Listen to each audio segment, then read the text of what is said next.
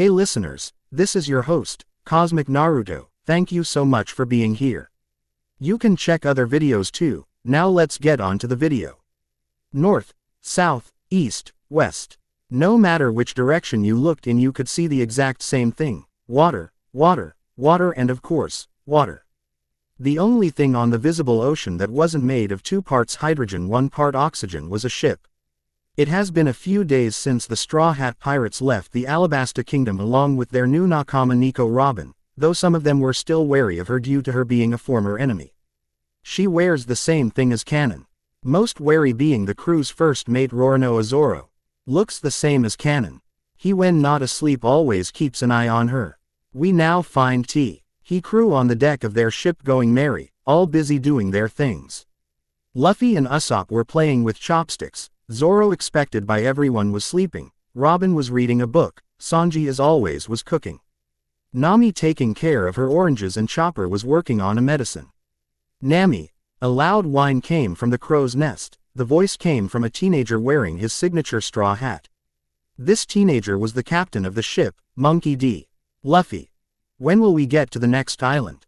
Down below on the port side of the ship was Nami, a stunning red-haired beauty sat in a deck chair in her 2-piece swimsuit getting a tan. 2 days Luffy. Nami answered in an annoyed tone, same as when you asked 10 minutes ago, and 10 minutes before that and 10 minutes before that. Before Nami could rant on about Luffy annoying her, a door to the ship opened and out trotted a small furry reindeer standing of 2 legs with a red top hat on its head. Nami quickly noticed a smile on his face. Let me guess, Nami said with a grin, another new medicine Chopper. The reindeer's mouth split into a toothy grin. Yep, best one yet. Suddenly Chopper's grin disappeared as his ears perked up. Chopper, what's wrong? Nami asked upon his disposition changed so quickly. Chopper didn't answer. Instead his body started shifting into his reindeer form. He then raised his head and sniffed the air a few times. Nami, is there someone on the ship we gave ride to? Chopper asked. And no. Why? Nami asked with a worry. Chopper sniffed the air again before speaking. I smell someone other the crew. Someone strong. Chopper said whilst still sniffing the air. He slowly followed the scent to the basement door. That's when he realized that the smell was coming from inside. There. It's coming from down there. Chopper shouted to Nami. Nami quickly stood up after grabbing her Klima from next to her chair. She reached door and was about to open it when she remembered Chopper saying that the one inside is strong, and the worry in his voice decided against it. Nami took in a deep breath before shouting, "Man on board." After she screamed, she waited for some kind of answer, but there was none. Nami realized what she had done wrong and drew in another breath. Man on board. It's not Luffy this time. This time footsteps were heard all over the ship as the crew made their way to her. Nami, what is it? Chopper asked, wondering what he had seen. I don't know who's inside, and you said that he is strong, so it would be better if everyone is here before we see who's intruding the ship. Nami answered. Wah! Intruder! Chopper screamed as he changed into his smaller form and started running in circles. Intruder! Intruder! We have intruder! Chopper screamed. Chopper! I already know that. You were the one who told me, remember? Nami said in annoyance. Oh yeah. Hey, Chopper said with a sweat drop hanging from his forehead. Luffy chose this moment to appear from the crow's nest. Oi, Nami, why are you screaming? Luffy said as if he'd just woken up. There's an intruder on the ship and Chopper says he smells him from in there. He says that whoever is in there, Nami told him. Intruder, I'll punch him for coming here. Luffy said as he walked towards the door, though he was bashed on by Nami. Luffy, you idiot, you can't just go in there. Let me finish. Nami screamed as her face started to turn red. Chopper says that whoever is in there is strong. Luckily for Nami, by now everyone else had come there just in time to hear Nami's last statement. Now the monster trio of the crew were in the front ready to charge in while the others waited at the back. Luffy kicked the door of the basement and he, along with Zoro and Sanji, rushed inside to capture the intruder, and then all went silent. Waiting, the rest of the crew outside were worried about what was taking them so long. Robin was the first to move, followed by others. Hay entered the room expecting a fight to be going on, but what they came upon was a strange sight. There lying on the wooden floor was a young man sleeping with a snot bubble coming out of his nose. Though this not what was strange. What it was the amount of ramen cups lying around him, about 100 if not more. Even more incredible was the all three of the monster trio were kicking the hell out of him. And he was still sleeping unaware of the world. Everyone sweat dropped. Frustrated Luffy one last time punched him in the face before going out, grumbling something about beating the bastard when he wakes up. Seeing their captain, the rest followed him. Oi Luffy, what should we do now? We can't just let him sleep on our ship waiting for him to wake up and leave. Nami asked. But Nami, we tried everything and he won't wake up. Luffy told her. Oi, Nami, you said he was strong, what did you mean back then? Zoro asked. I don't know about that, Chopper told me that. Nami told them. Everyone looked towards Chopper looking for an explanation. Chopper, seeing this, started explaining them from the beginning about he first heard him snoring, and when concentrated some more. Found his smell coming from the basement. He told them that all animals have a kind of sensor that lets them know of the dangers surrounding them. He said that animals could tell when a person is strong and that this guy is no joke. Chopper, how strong do you think is this guy? Zoro asked. I can't explain it seeing as haven't met much people, but I compare him to Crocodile as I have seen and felt his power. Chopper answered. Well, Sanji asked. Everyone looked expectantly. In front of this guy, Crocodile is a joke. And sorry to say Luffy, but even you are no match for him. Chopper told them seriously but nervously. What? Everyone shouted. Luffy, we can't have someone like him on Mary, we need to do something. Usopp shouted. Yay Luffy, I think we should just throw him in the sea. Maybe he won't came after us. Nami said. Zoro along with Sanji was silent all this time waiting for their captain to say something, who surprisingly was silent too. Suddenly, ha ha ha ha, Luffy started laughing. Maybe I should ask him to join my crew. If he is strong then it would be worth a shot. Ha ha ha, Luffy said and started laughing but was stopped when bashed by Nami on the head. You idiot, you can't just ask him to join the crew, he could be dangerous. You should. Yawn. Nami was interrupted by a loud yawn that came from inside. Suddenly the door opened and out came the man they all saw sleeping. Immediately everybody got ready to fight the man, knowing they would have to give their all or they wouldn't stand a chance. Now that they looked closely they saw that the young man was around 22 years of age. He was a well-built man with an athlete's body. The man wore grayish pants along with brownish black boots. He wore white shirt with golden buttons and along with a light gray cloak that came all the way down to the knee. He also wore dark gray scarf along with matching color gloves. There was a blue gem necklace hanging loosely around his neck. The man was tan-skinned with blood-red hair and ruby-red eyes. Though the most prominent features noted were the 3 whisker marks on both sides of his face. They also saw a long Nodashi swh. Some wondered how they missed back in the room. All in all he was quite handsome as told by the blushes on the faces of both the girls. Man, what a nap. I wonder where I am now, said the man as looked towards the ocean, totally ignoring the crew. Cough. He heard a cough, looked where it came from, now finally seeing the crew. Yo, he said. Everybody facepalmed. Oi, what are you doing on this ship? Do you know this is the great Captain Usopp's ship going merry? Usopp said, trying to be brave, though you could see he was nervous as wreck.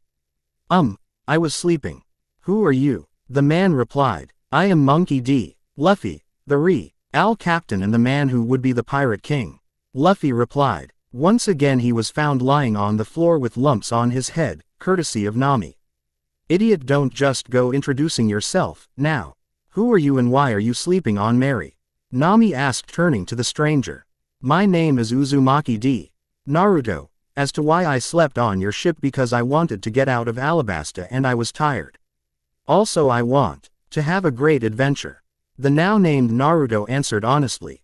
Naruto was now observing all of the crew when he spotted Nami and quickly made his way over to her.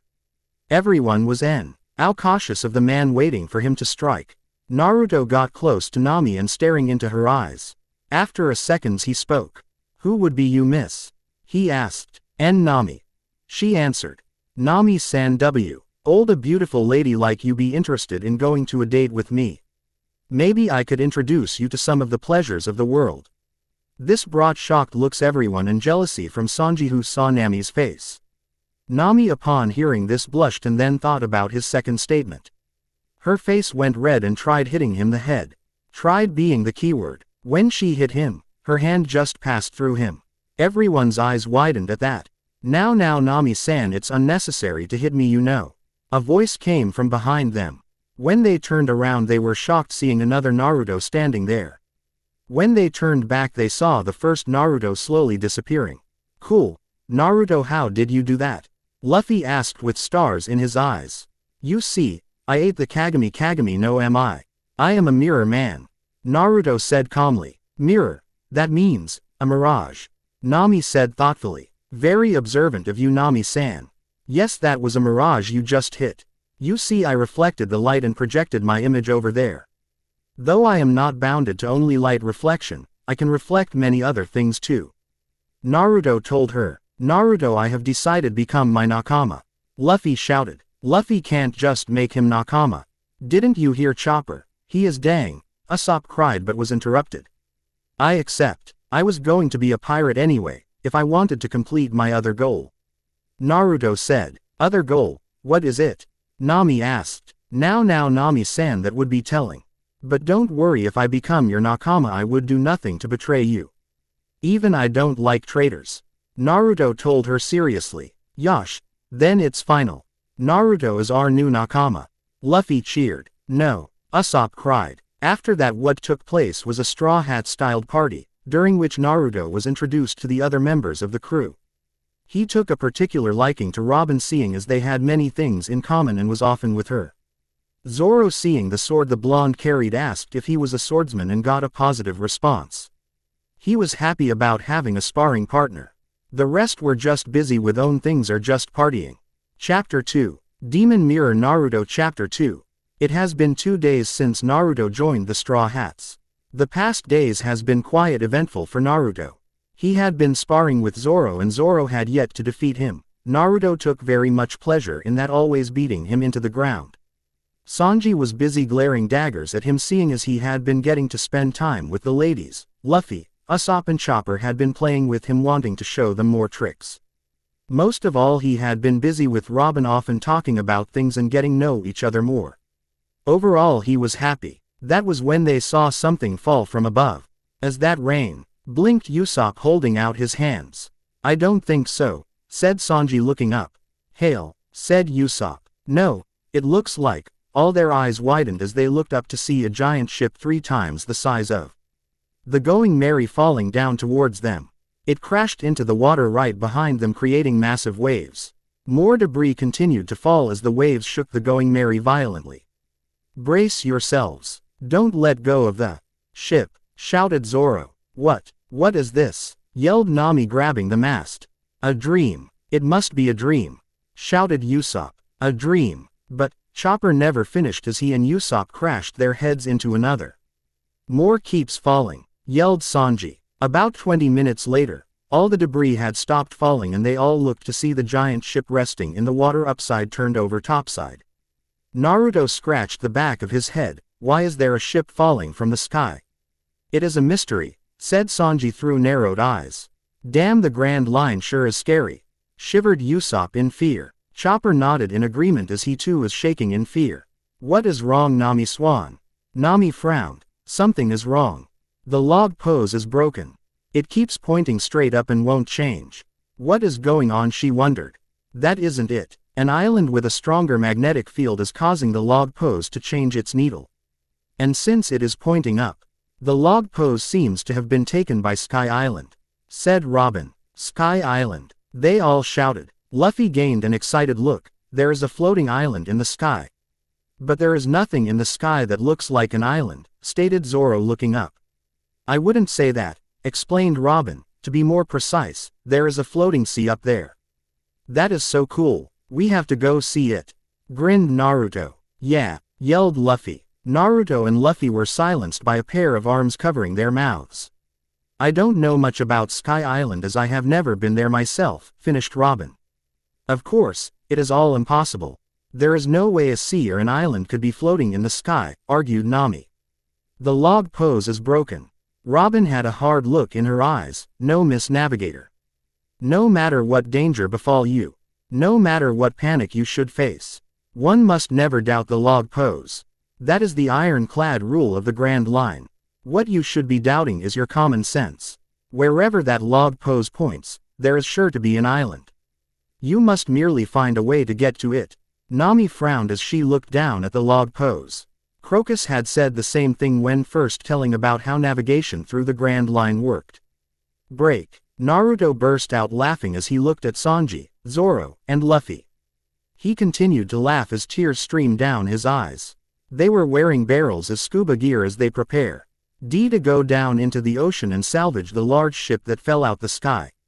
Shut up, yelled Zoro angrily. Ha ha ha ha ha. Oh no, the talking barrel has spoken. Run. Naruto burst out laughing some more. Robin and Nami put their hands over their mouths to hide their own laughter. I am going to kick your ass, growled Zoro. No, don't do it, Barrel-san. Spare me. Luffy started to laugh too. Why are you laughing? You're wearing this stupid thing too, yelled Zoro. It's funny, laughed Luffy. Okay, that is enough, smiled Nami. It is time for you all to go down there and salvage that ship. Hi, the three said. You sure this is safe? Asked Sanji. Yep, my designs are perfect, said Usopp confidently. The three nodded before jumping down into the ocean. Naruto wiped the tears from his eyes. We should have made them do a dance. Oh, can we make them do it when they get back up? Robin giggled while Nami smirked. That would be extremely funny. Chopper's ears twitched as he heard a sound. He turned and looked to see a ship approaching them in the distance. The rest turned to look as well as the singing and instruments Tion. All of them sweat dropped as they looked at the ship that is in the shape of a giant monkey with a pair of cymbals. A whistle blew and the ship came to a stop. Yosh, is this where the ship sunk? Yelled a monkey-looking man. Hi boss. Then prepare to raise the ship. That sunken ship is now the property of the boss of the Masira pirates. The Salvage King, Masira, shouted the monkey man. Nami sighed. Why'd all the weirdos show up when they are least needed? Hey you, what are you doing here? This is my territory. Territory, yeah, any ships that sink in this area are mine. You better not be trying anything funny over there, yelled Masira. Excuse me, smiled Nami, getting an idea. Can I ask you a question? Masira blinked. Oh, you want to ask me a question? Very well, you may ask one. Are you going to salvage this ship? Hee hee, you must think I am monkeyed over. Monkey overed, blinked Nami confused. Yes, it means I am a handsome man. Don't you think so? Smiled Masira. Sure, liar, coughed Naruto. That earned him a punch to the head. Oh, you're too kind. Yes, I am going to salvage it. If there is a sunk ship, then I am the one who will raise it up. And if it is floating, then I will sink it, then pull it back up. Really? Can we watch? Smiled Nami with fake stars in her eyes. Masira smirked proudly. You want to watch? Very well, sit back and watch. There is no ship that my crew can't salvage. Naruto scratched the back of his head. I really want to destroy that monkey ornament. You know, just to see it explode and everything. Nami raised her fist and punched him straight into the deck. Don't even think about it. They are about to do all our hard work for us. If you screw this up, I will kill you. Naruto nodded vigorously before hiding behind Robin. She is scary, he thought. Jaya Island. They were unable to find anything of use on the sunken ship, but Robin did manage to steal an eternal log pose to the island of Jaya. There they would ask around to see if anyone knew about Sky Island. Naruto and Robin had left the ship together and were now walking through the town full of pirates. Everywhere they looked, people were fighting for absolutely no other reason than to fight. Robin glanced down at Naruto and wondered why he seemed so emotionless. She knew that he enjoyed a good fight more than anyone else in the crew. From the past 2 days she had been getting to know Naruto and now knew that he loved to fight strong people. And there were many of them there, so why is it he didn't join in on the fighting here? Why for that matter had he decided to travel with her instead of Luffy, Zoro, and Nami? He is exactly like Luffy. Impossible to read or predict. Yet at the same time he could also be very much like Zoro when it came to training and always wanting to push past his current limits. Naruto truly is a unique individual. This town doesn't look like it has any good food at all. I bet they don't even have ramen, said Naruto randomly. It is a pirate town.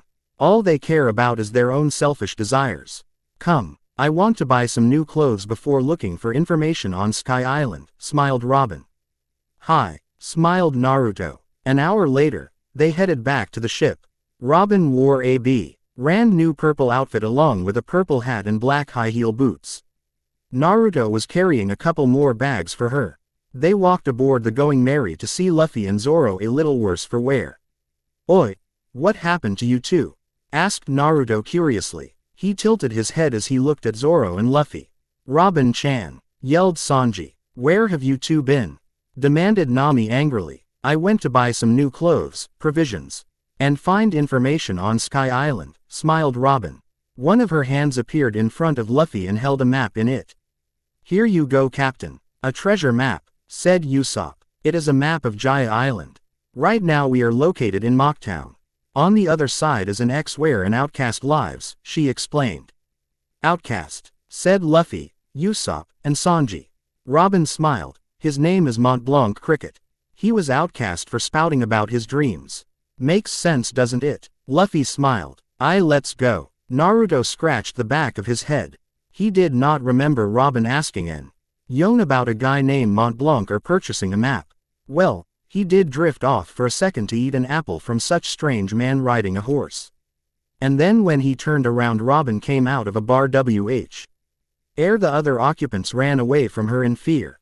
Nope, couldn't remember when she got that map. Oi Naruto, you paying attention?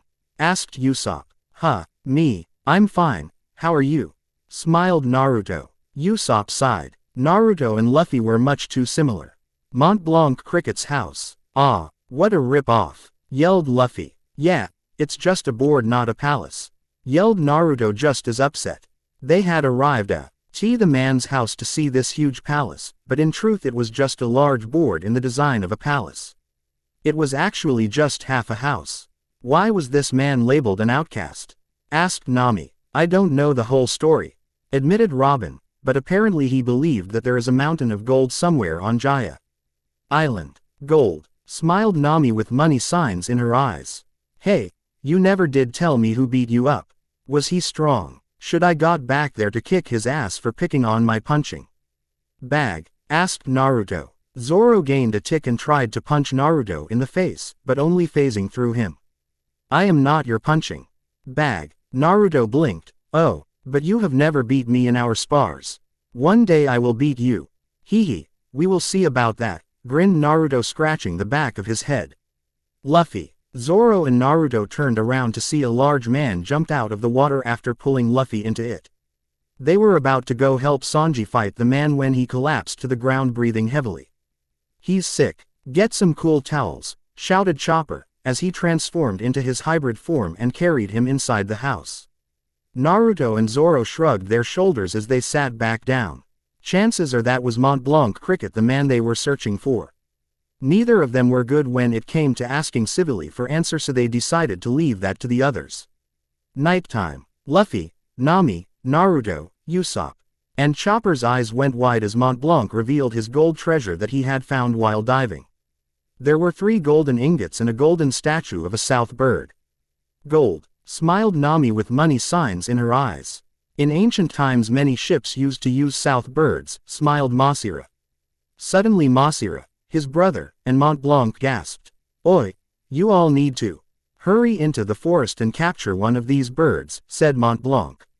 Luffy blinked. Why, you plan to ride the knockback stream tomorrow afternoon, right? It is directly south of here. How do you plan to reach it? Oi, we just sail south, said Luffy firmly. This is the Grand Line. Nami's eyes widened. Since we are not sailing to an island, we will have no way of knowing which direction we are heading in. How do we find it? Some animals have an innate sense of direction. A southbird is a prime example of this. No matter where it is or what happens, it will always point in the same direction. You can use this to find your way, said Mont Blanc. His eyes became hard. If you don't find one, then you will miss your opportunity to get to Sky Island. Ah, why didn't you tell us this sooner? Hurry, we have to find that bird. All the Straw Hats ran out into the woods. You have until morning to find that bird. While you are searching for it we will repair your ship, said Mont Blanc. A snoring sound came from behind them. The three turned and gasped as they saw Naruto sleeping peacefully on the mats inside the house. He continued to snore without a care in the world. Naruto was having a pleasant dream where he was sleeping on the going merry while a nice breeze blew through his hair. Strange, most people would dream about other things yet he dreamed about sleeping. Something he is already currently doing. He frowned as loud noises came from outside. What is, yawned Naruto standing up. He rubbed his eyes as he headed outside. His eyes narrowed as he saw the old man and the two monkeys lying on the ground beat up. Ha ha, how pathetic. The Tsuruyuma alliance is nothing but an old man and a couple of monkeys, laughed Sarkis. Mont Blanc coughed up some blood. You don't have the right to touch that treasure. Sarkis narrowed his eyes. The right? What do you know about the right? A true pirate doesn't go chasing after dreams. He takes what is his by force. Now I will show you the right. He ran forward and went into a rapid spin. Just as he was about to declare his attack, an orange blur stepped in front of Mont Blanc and stopped the blade. All of the Bellamy's pirates' eyes widened. Sarkis stood there froze in the air as Naruto held the blade between his fingers. With a twist of his wrist, the blade broke in half and Naruto tossed it aside. Oh, looks like we got a tough guy, smirked Bellamy before laughing. Naruto had a cold look in his eyes. He turned his back on Sarkis, not sparing him a second glance. That gold, hand it over, it doesn't belong to you. Bellamy grinned widely before he started to laugh along with his crew. Doesn't belong to me, hey? If you want it, why don't you come and take it? Teach this punk a lesson, Bellamy. Yeah, stopping my blade was just a fluke, smirked Sarkis. You okay, old man? Asked Naruto, turning his back on the pirates. Mont Blanc grunted as he rose to his knees, then sat down Indian style. Yeah, can't be. Leave, I allowed myself to get beat by some shitty-ass weaklings. They shared a smirk which pissed Bellamy off. Ignore me. Let's see how tough you are after I get done with you, smirked Bellamy, his legs turned into springs. He bounced off the ground at high speed straight into the forest where he started to bounce off the trees, increasing his speed even more. Nothing but a blur he became to the naked eyes. Time to die. Bellamy sprung off the fake board, causing a large hole to be formed in it as he did so. Naruto had his back to the pirate who came straight at him. Bellamy reared back his fist and threw it forward. Naruto spun around his own fist, reared back and threw it forward. Their two fists collided against one another. A sickening crunching sound was heard. Every single bone in Bellamy's arm shattered upon contact and his arm bent all the way backward. Naruto raised his foot up and slammed it down on Bellamy's head. Bellamy hit the ground, forming a decent-sized crater. The entire crew of Bellamy pirates started to shake in fear as Bellamy lay on the ground, knocked out cold. Let's see how do you like the taste of your own medicine, Naruto said to the knocked-out Bellamy. Bellamy, quit joking around and get up, yelled Sarkis, his body starting to shake in fear. Naruto looked up and straight at the remaining group. They all took a step back in fear at the cold look in his eyes. He reached down, picked up Bellamy, and tossed him at Sarkis. Bellamy hit the ground in front of his first mate. Leave. Never come back or you're next. Sarkis gritted his teeth as the others picked up Bellamy and ran away in fear, with him soon following. If there is one thing Naruto hated, it is people who look down upon others. Bellamy didn't realize how lucky he had been to escape with his life. Not bad, kid, though. What did mean by his own medicine? Smirked Mont Blanc, standing up. I am a mirror man. I just reflected back his punch with twice the force. Naruto smirked. Mont Blanc's eyes widened, realizing what the man in front of him could do. Naruto liking the look on the man's face. I see, the old man muttered. The two monkey brothers soon got up as well. Time to get back to working on the ship. Naruto yawned and stretched out his arms, smacking his lips together. Sure, what do we need to do? He asked. With that, they once again went back to work. Chapter 3. Demon Mirror. Naruto. Chapter 3. This is awesome, yelled Naruto. He hopped onto the railing and grinned widely. I can't believe it. We are actually sailing on clouds. Little did he know that a CERTAIN fox inside of him couldn't believe it either. Yosh, we made it to Sky Island. cheered Luffy with a large grin of his own. Naruto and Luffy started to do a celebratory dance. Nami couldn't believe her eyes either. They were actually sailing on an ocean of clouds. This should be impossible, yet here they were doing it. The log pose is still pointing up, she said. Then we must be right on top of the cloud. I am sure if we need to go higher then another route will reveal itself, smiled Robin. Naruto grinned as he sat down on the railing. I didn't think this day could get any better. First I beat that punk. Then I beat Zoro once. Again. Zoro glared at Naruto fingering the hilt of his sword. And, now we are sailing on the clouds. I can't wait to see Sky Island. The clouds started shaken out of the burst several sea monsters. Zoro charged forward drawing his blades and slicing the octopus 4 times. To his surprise, it burst like a balloon instead of being separated into pieces. Sanji took care of the other with a kick to the head knocking it out cold. Strange fish, blinked Usopp hiding far away from the snake-like monster. Robin examined the fish. It seems that fish in the clouds have adapted living in such an environment by making their bodies less dense. That would explain why that octopus popped like a balloon, nodded Nami in agreement. Chopper looked through the binoculars and smiled. Oi, another ship, and a person. His eyes widened in horror as he watched the bull man destroy the ship. What did you see? Asked Zoro. The reindeer turned towards Zoro shivering in fear. A ship, but then a bull blew it up. It is coming right towards us. Zoro raised eyebrow thinking the reindeer had lost it. Look, yelled Luffy. They're coming right at them. Was a man wearing a large bull mask and a pair of strange skates. He is gliding across the ocean, shouted Nami. If he wants a fight, I will give him one, smirked Sanji. That smirk didn't last long when the bull man slammed a foot into his face. He's mine, said Zoro drawing his blade, but he too was soon hit before he could even move. Luffy had the same luck much to Nami's shock. What is wrong with you three? Her eyes widened as the bull man took aim at their ship with his bazooka. Surprisingly he just turned and started aiming in other direction. That was when she saw Naruto calmly smiling and looking towards that direction, finally understanding what had happened. He was just about to fire it when a man dressed in knight's armor and carrying a javelin knocked the bull man down into the ocean. The knight then landed on their ship allowing her to have a good look at him. It was a skinny old man with a thin white beard and a bird she had never seen. Who are you? I am the Knight of the Sky, answered the old man, the bird squawking behind him. He retreated. Who was that attacked us? Asked Nami. She then turned to look at the 4. What's more is what was up with that display. He beat all 3 of you. I thought you were supposed to be strong. Sanji, Luffy, and Zoro were all panting heavily. My body, I can barely move it at all, panted Luffy. It is probably the thin air up here, said Robin. Yeah, that seems about right, grunted Zoro finally breathing regularly. Are you all blue sea dwellers? Asked the old knight, as he walked up to the second level of the ship. Blue sea dwellers, frowned Nami. The knight nodded. Yes. It is the term used to describe those that live beneath the clouds. So what do we call you then? Sky dweller, blinked Naruto. I am the Knight of Sky, a free mercenary of the skies.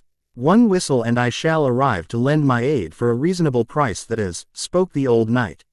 Kind of just ignores everyone, doesn't he? Pouted Naruto. Robin didn't much like how the knight had avoided their questions either, especially concerning the person who had attacked them.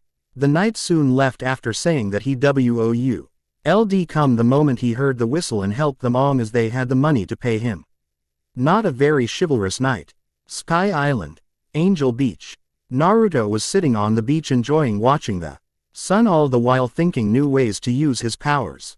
He was strong, more than anyone in the crew, and he knew that, but you could never be too strong now, can you? If he wanted to complete his dream then he had to be strong.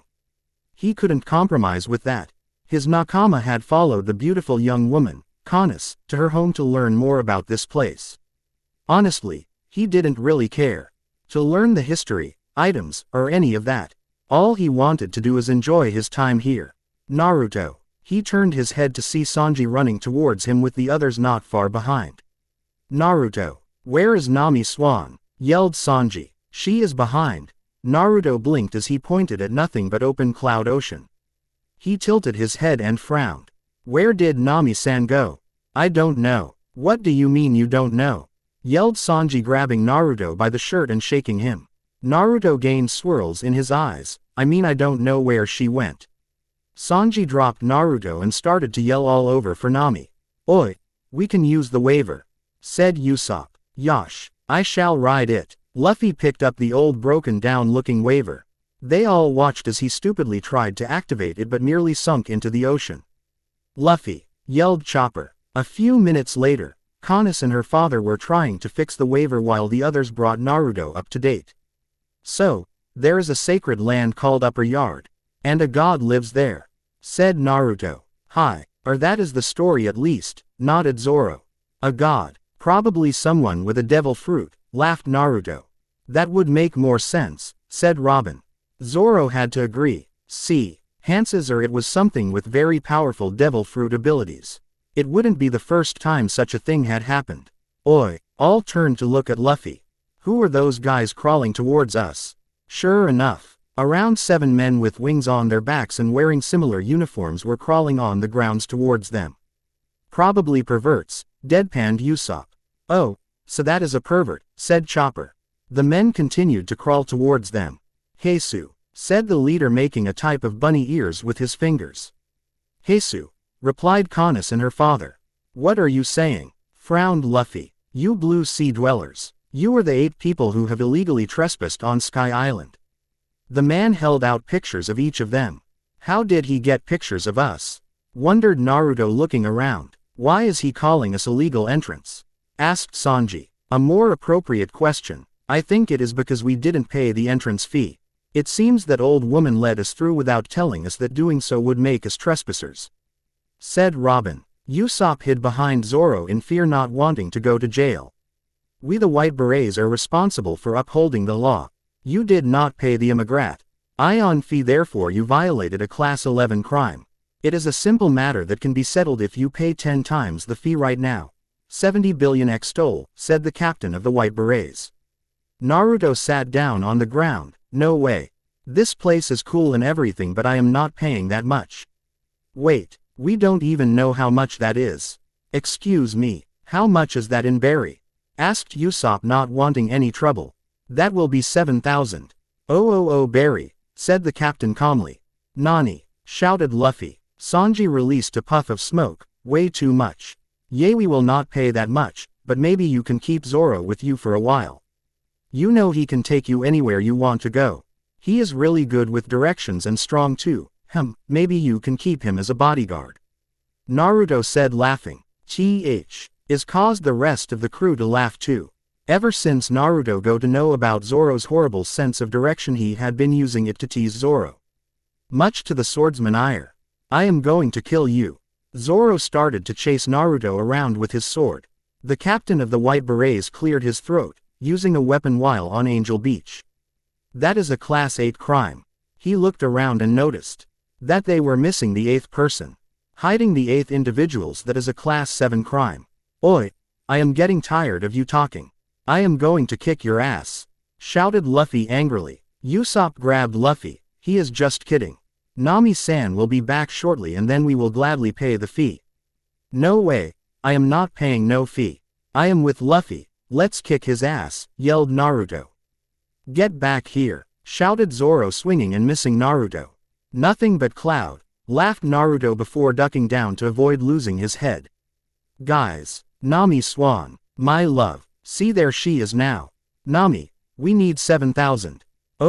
Berry to pay for the fee to be released of our criminal charges, yelled Usopp. 7 million berry. A dark look appeared in Nami's eyes. The captain of the White Berets' eyes widened as the W. Aver Nami was riding crashed right into him. That is too much. No, yelled Usopp, his jaw hitting the clouds. A sound of bodies hitting the ground were heard and Usopp turned to see Naruto standing over the remaining White Berets. Each were knocked out cold and sporting multiple bruises. What are you doing? Yelled Usopp and Nami. What? I thought we were beating them up. You took out the captain, blinked Naruto. Idiot, yelled Nami, hitting Naruto over the head. This is not good, gasped Kanis's father. Attacking the White Berets is a Class 2 crime. Now you will be judged by the God Enel. No has ever survived the judgment of our god Enel and the four priests. Kanis had a grim look in her eyes. Zoro, said Naruto with a hard look. Yeah, this is no job for someone with a horrible sense of direction. What would we do if you got lost and suddenly fell directly into the Grand Line? If you stay here with Usopp you will be safe, said Naruto placing a hand on Zoro's shoulder. Zoro's eyes started to twitch as Naruto gave him that look. Let us handle this god. Be safe my friend. Be safe, he whispered. I'll kill you. Break. The Straw Hats now find themselves in the of a Lake W. Ith Mary standing on some kind of altar, in the middle of the forest. Recently, they just invaded the forest island known as the Upper Yard, with somehow now finding themselves in this situation. The crew decides to split and search something about this god Enel they keep hearing about, with Robin taking off after reading the poneglyph she found in hopes of finding something of the history. Nami took off with her when she heard something about the treasure. The rest just went on their own. The only one staying on the ship were Naruto and Chopper with Former looking closely at a piece of Miro. And the later once again on a medicine. That was when they heard a noise and saw a huge bird with a man sitting on its back. Naruto blinked a few times and then smirked. Oh yeah, things just got interesting, he said as he stood up and walked towards the edge of the ship towards the man. Is this all? I had been hoping for more, said the man with a disappointed look in his eyes. Naruto, help, yelled Chopper. Why are you screaming so loud? I am right here, Naruto said as Chopper came and stood beside him. The little reindeer pointed at the stranger that had showed up. Oi, are you this god I keep hearing about? The man smirked. Let's go Fuza.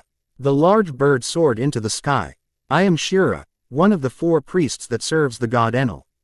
I have come here to deal out your punishment for breaking the rules of Upper Yard. Shira raised his lance. He then hopped off Fuza and thrust his lance forward. Naruto used the back of his hand to slap the lance away before jumping off the going Mary, creating some distance between them. You can't run. Burn him Fuza, smirked Shira. Fuza flew above Naruto, opened its mouth, and released a torrent of flames straight at Naruto. Naruto, yelled Chopper. Naruto jumped straight into the air and delivered a kick to Fuza's face, but the bird dived down to avoid it. Shira leapt off the Mary and appeared in front of Naruto. Ha ha, this might be fun after all. Reed speeds as he tried to stab Naruto. Naruto dodged the first thrust, but a second glanced his right shoulder followed by a third across his cheek. Each landed on the ground with Shira having the high ground. You're pretty good at dodging, but you can't run forever, laughed Shira. The man stopped laughing when a cut appeared across his left cheek. His eyes widened as he looked down upon Naruto. Naruto grinned as he fully unsheathed his sword. Got you, smiled Naruto. Now that Chopper for the first time saw the blade, he was awed. The blade was long and light blue in color along with some gray at the edges. It had a cross-shaped silver guard and its handle was dark blue in color, the same color sheath. All in all it looked a beautiful blade. So, you possess some skill. No matter. That will not help you. Your death is inevitable, smirked Shira charging forward. Naruto raised his blade and started to parry or dodge each thrust or slash. Chopper's eyes widened in awe. He had never seen Naruto fight like this. Luffy fought using brute force, Zoro using 3 swords, and Sanji with powerful kicks. Yet Naruto fought a bit more elegantly, or that is how it looked. Each move he took was perfectly calculated without wasting a single bit of energy. Naruto had a smile on his face as he fought with Shira, yet never truly attacking back. Cuts started to appear all over Shira's body, showing that the superior fighter using melee weapons is obviously Naruto. He is enjoying the fight. Prolonging it on purpose, thought Chopper with wide eyes. That's and he realized that Naruto had yet to use his devil fruit powers, unlike others who just rely on the devil fruit all the time. A pinging sound was heard as Naruto deflected a thrust to his throat, then stepped inside Shira's guard, slamming his palm into the man's chest. Shira grunted as he was sent skidding backwards from the force of the blow, almost tripping over the stairs. You're really good, grinned Naruto. Hey, do you think you can tell me where I can find this god at? Arg, how dare you mock me? I will kill you. You are not fit to breathe the same air as my god. Shira charged forward, his lance becoming on fire. He thrust it forward with all his might, but Naruto danced around it. Shira's eyes widened as Naruto appeared behind him and a fountain of blood erupted from his back. Some of it got on Naruto's shirt. "You are starting to annoying me. Always wanting to kill something for no reason. I don't want to spar with a person like that," said Naruto, lowering his sword. And with that he threw the small mirror he was looking at earlier at his enemy. The mirror slowly flipping towards Shira. Shira clenched his fists as he rose back up to his feet. He jumped up and landed on Fuza's back, flying around Naruto. "You will die at my hands. Now watch closely as you face the ordeal." "Oh, huh?" asked Shira as looked into the mirror. He suddenly vanished. Chopper was gobsmacked at the current happening and turned towards Naruto, wanting to ask when he saw Naruto had vanished too. "Naruto, ooh." A few seconds later Naruto reappeared, Chopper instantly latching onto him. "Naruto. Was that? I was scared," he shouted. "Sorry Chopper. The last technique I used was a bit destructive and Mary could have gotten hurt, so I took him somewhere else," Naruto replied, though Chopper wanted to ask where he went. Naruto cut him off. "Maybe would just him later on. Come on, let's wait for others, they should be back in a while," he said as they both went to the other side of the lake to wait. Chopper was really excited and a bit scared for the coming things in his pirate life, but for now he could not wait to tell others about Naruto's awesomeness. Chapter 4. Demon Mirror. Naruto. Chapter 4. Aisa's eyes widened as she fell into the tent containing the leaders of the Shandians. They all looked at her curiously. She came to a stop in front of Wiper. The leader of the Shandians sat in his chair with a bazooka in his hands and an emotionless look in his eyes. "Aisa, what is wrong with you?" asked Lackey. "Two voices have just disappeared," said the girl with wide eyes. "Two voices," repeated Lackey. "Hi. Both were priests," said Aisa. Everyone knew that Aisa had the power of mantra, an ability that allowed her to sense other people. Wiper stood up. "It seems the heavens favor us. Now is the perfect opportunity to strike." The others nodded in agreement and followed Wiper out of the tent. Aisa ran up to Lackey. "Wait Lackey. They were taken out by the outsiders." Lackey kept an emotionless expression. "You mean the Blue Sea dwellers?" Aisa nodded her head. "It matters not. All that matters is that we don't fail in taking out the remaining two. Then we will deal with the outsiders." A worried look appeared in Aisa's eyes. Those outsiders were strong, very strong from what she sensed. "Usopp, Luffy, Sanji. Oi, where are we now?" "Looks like a swamp," smiled Luffy. "This is no normal swamp. Look at all the skull heads," yelled Usopp, shivering in fear. Sanji lit another cigarette as he looked at all the skulls. "This is probably another ordeal." Usopp froze at hearing that. They had already just barely overcame the ordeal of balls and defeating that priest Satori. "Nani, which ordeal is it thought?" "Swamp, iron, string," shivered Usopp. "We are in a swamp," stated Sanji. "It could be iron," suggested Luffy. Sanji and Usopp shook their heads. An explosion was heard and they all turned to see three individuals flying towards them. They had tattoo marking on their bodies and were flying through the air via waiver skates. The leader had tan brown skin with a mohawk and carried a large bazooka. As he passed by the Straw Hat Pirates, he took aim with his bazooka and fired. "We are going to die," yelled Usopp. Luffy took a deep breath and expanded his body. Gomu Gomu no Fusen. The bazooka cannon bounced off his stomach and shot into the woods, exploding harmlessly away from them. Paramesha, said the Shandian who fired the shot. "Oi, why are you shooting at us? Get down here so I can kick your ass." "Luffy," yelled Usopp, holding his friend back. "Blue Sea dwellers, heed this warning. Leave this island and return to where you came," warned the Shandian. "If you do not, then I will have no choice but to eliminate you all." "What was that? You want to fight? Bring it on. I'll kick your ass." "Sacrificial altar. You really love fighting, don't you, Naruto? I saw you were smiling all the while," asked Chopper. "Yep, that's right," Naruto replied. "Yo Naruto, we are back," shouted Zoro. "Over here," yelled Naruto, waving at them from the other side. Nami, Robin, and Zoro all arrived at the makeshift camp. They looked around the area and saw it looked like a battlefield. Nami frowned. She turned to look at Naruto. What happened? A priest attacked us. I beat him. Then I got hungry. Decided to go fishing. Naruto never finished when Nami hit him over the head. I get it, smartass, growled Nami. A sheepish grin appeared on Naruto's face. Hey guys, we found you. All turned to see Luffy, Usopp, and Sanji. They had just come down the river on a boat. Nighttime filled the island and the entire crew were sitting around the fire with Naruto and Luffy eating the delicious skyshark. So, what did you all find out? Asked Nami looking at Sanji. The OK lit his cigarette and took a puff before answering. We faced this priest, Satori, who used surprise balls to attack us.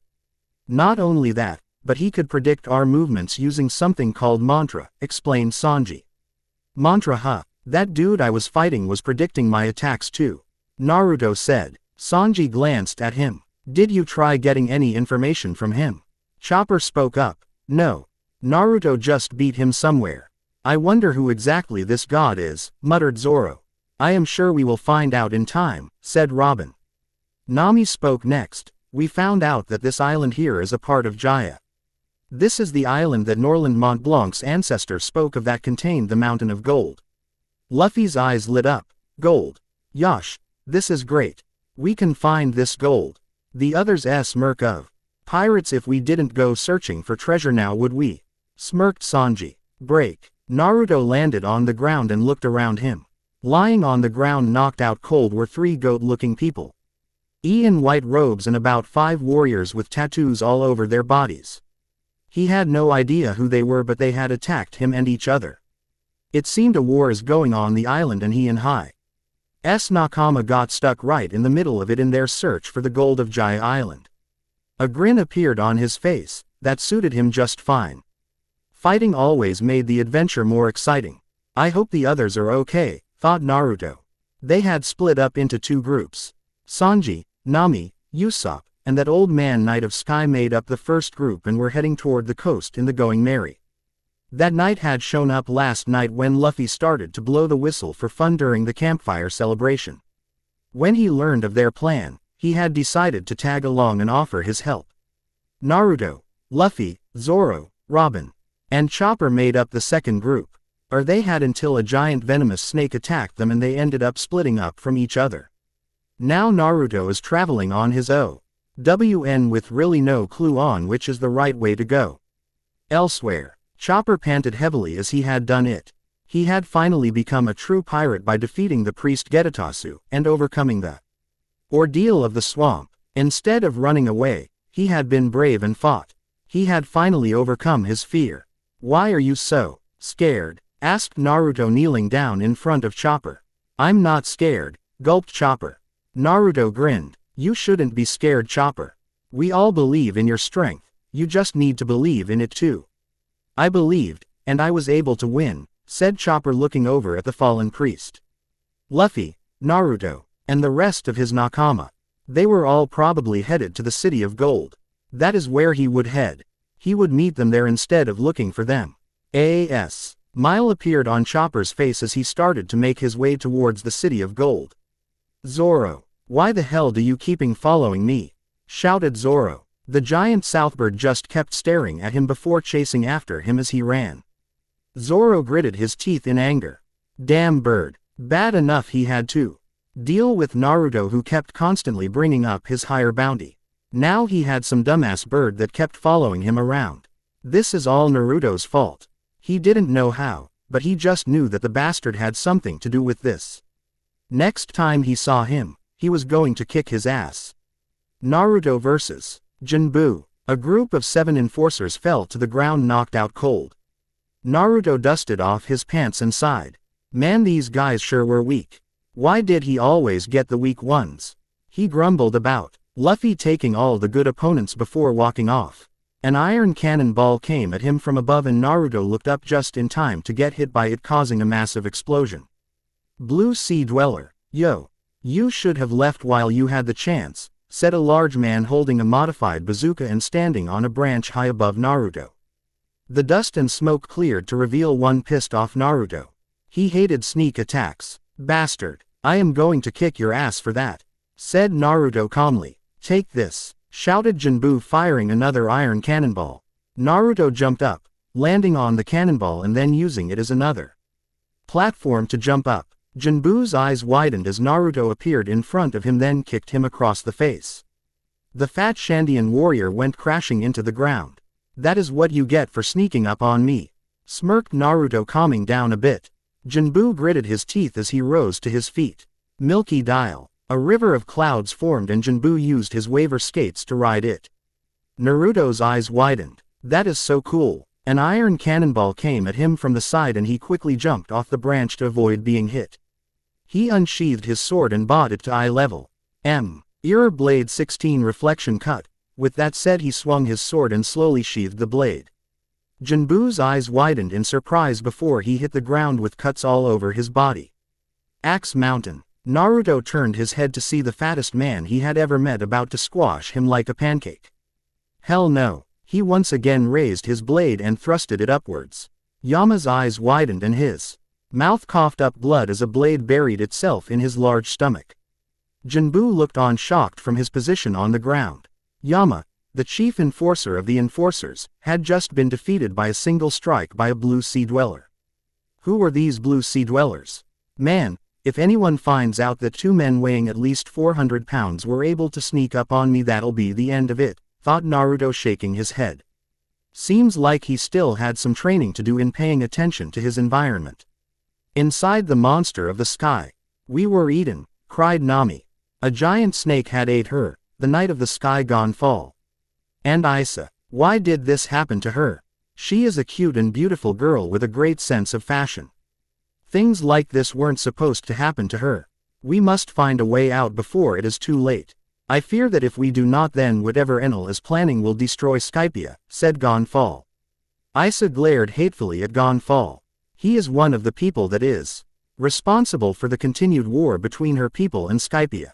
If only him and Enel never existed, then Lackey and the others wouldn't be fighting. How do we get out of a giant snake? Yelled Nami. The same way we got in, answered Gonfall calmly. There is someone else here, said Isa, hiding behind Nami. Gonfall and Nami turned to a shadow of someone walking towards them. Nami, are you lost in these ruins too? Luffy came out of the shadows with a large smile. Luffy, smiled Nami. Wait a minute, did he just say ruins? Baka, you got ate by the snake too. And you didn't even realize it. Oi snake, where? Nami punched Luffy over the head. Idiot. Chandra. Robin entered the center of the city and found nothing. She betrayed no emotion as she looked over the area yet could find no sign of the golden bell. Did it make it up to the sky or was it still sea level? If it was, then the poneglyph would be down there with it, not here. Robin-chan. She turned around to see Naruto walking towards her. Naruto-san, nodded Robin. So, did you find the gold? I really hope so. I think I have seen enough of this island, grinned Naruto. No, the gold is not here. Naruto face faulted. Nani? No gold. Anime-style tears fell down Naruto's face, much to Robin's amusement. That doesn't mean it doesn't exist. It just isn't here, she clarified. Oh, blinked Naruto, the tears disappearing. So where is it? I don't know. Naruto face faulted again. He then stood up and gave Robin a critical look. She raised an eyebrow as he got right in her face. You're not looking for the gold, are you? She remained emotionless as ever. Are you implying something? Yep. Robin smiled. At least he is honest. She could at least recuperate the gesture. I am looking for a golden bell that will lead me to a poneglyph I know is here. Naruto turned and started walking. Meh, fine, let's go looking for it. Oh, going to lend me your aid? Smiled Robin. Sure. This poneglyph seems to make you happy. That is more than enough reason for me to want to help, replied Naruto, looking around at the ruins. He never saw the surprised look in Robin's eyes at his comment. Her eyes softened. A new voice interrupted them in their search. Oh, I see you have found the city that the Shandians are fighting so hard to get back. Both turned to see a tall man with very long earlobes and what looked to be 4 drums above his head in a semicircle. Who are you? Asked Robin. She noticed the way Naruto's eyes seemed to narrow, but was still calm, like he was confident enough to beat him. I am God, smiled the man. Delusional much, grinned Naruto. The man raised his hand, it becoming charged with electricity. A cloud of electricity formed over Naruto. Robin's eyes wme down. Naruto did a backflip, just barely avoided being electrocuted. Lightning. That explains what happened to those burned bodies I found. They weren't burnt but electrocuted. That means you must be this Enel the priest worship. Smirked Naruto, bracing himself for one more interesting fight. Not to mention that powerful column of blue lightning he saw earlier. Impressive, but ultimately futile. All those who defy God must be eliminated, smiled Enel. It has almost been 3 hours since the games began. Only 7 contestants remain. 8 more minutes until the 3-hour mark. Naruto gritted his teeth. A game? You consider this all to be a game? Looks like I will have to beat some senses into you then. He started draw out his blade. Enel smiled in amusement. Confident are we? Interesting, but pointless. Ink, I will join you with the rest of your nakama before I end this game with the 5 I prophesized. Naruto and Robin tensed as Enel raised his hand and started to sparkle with lightning. In a blast so powerful, he unleashed a familiar column of lightning that destroyed the cloud and ground above them. Debris started to rain down. In a blink of an eye, Naruto grabbed Robin, carrying her bridle street. Yle as he moved around dodging the debris. A few minutes later, it had all fallen to the ground. Naruto placed Robin down and looked around for Enel but could not find him. Looks like I have no choice but use it then, though I wonder. Luffy wanted to beat him, didn't he? Well, looks like I know what to do. Naruto thought calmly. Shit, I almost died, said a familiar voice. Naruto and Robin turned to see Zoro pushing off a particularly large piece of debris while holding a severely injured Chopper. That wasn't good, the doctor that healed them was injured. Oh, it's you guys, said Zoro, walking over to them. They didn't get a chance to say anything when a loud roar of pain was heard. All turned to see the giant snake get fried by a very powerful bolt of lightning and dropped to the ground fried. Shit, how am I going to save Nami now? Zoro. The swordsman turned to see Nami hiding behind a piece of debris. What are you doing out here? He yelled. I escaped with Gonfall, but Luffy and Isa are still inside. Said Nami, worried. How did Luffy get inside the snake? Asked Naruto. That idiot. Can't take your eyes off him for a second, grumbled Zoro. I believe we have more important matters to deal with, said Robin, her eyes located on a figure in the distance. They're sitting on a large piece of the ruins as none other than Enel with that annoying smile on his face. Stay hidden, said Naruto as the 3 walked over to the man. Nami didn't need to be told twice.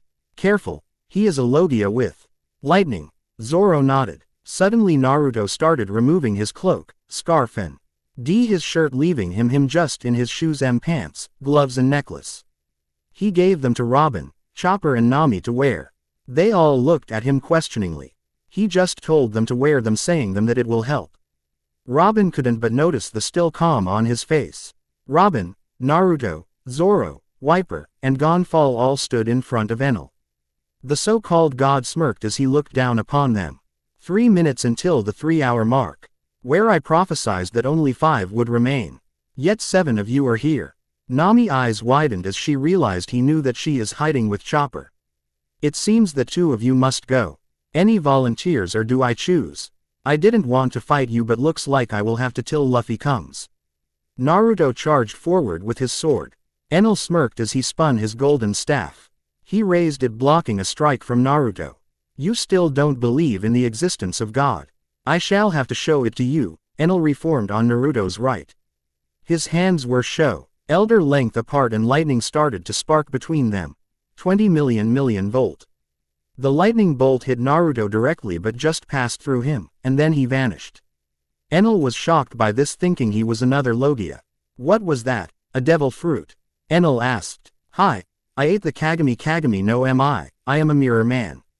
Naruto replied. A paramesha, but how did you phased through my attack?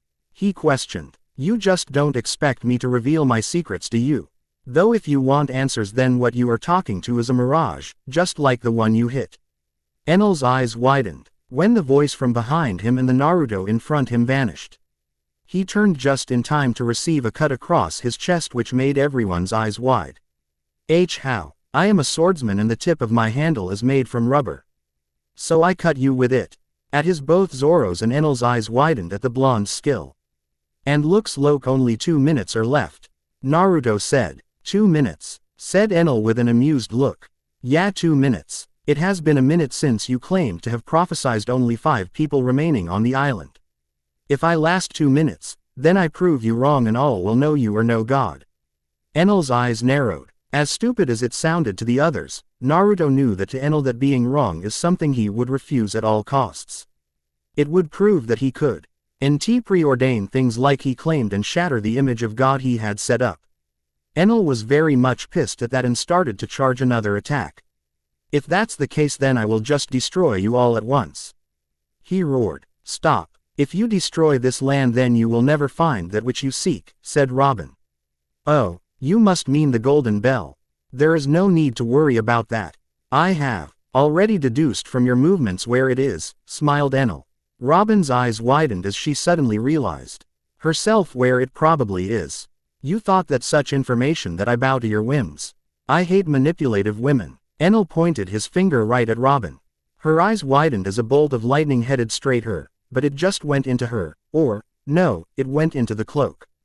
Zoro, Nami, and Robin's eyes widened at the happening. What happened? Nami stuttered. Those things I gave you all have a piece of mirror in them, and they are all connected to me, or rather a different place only I can access.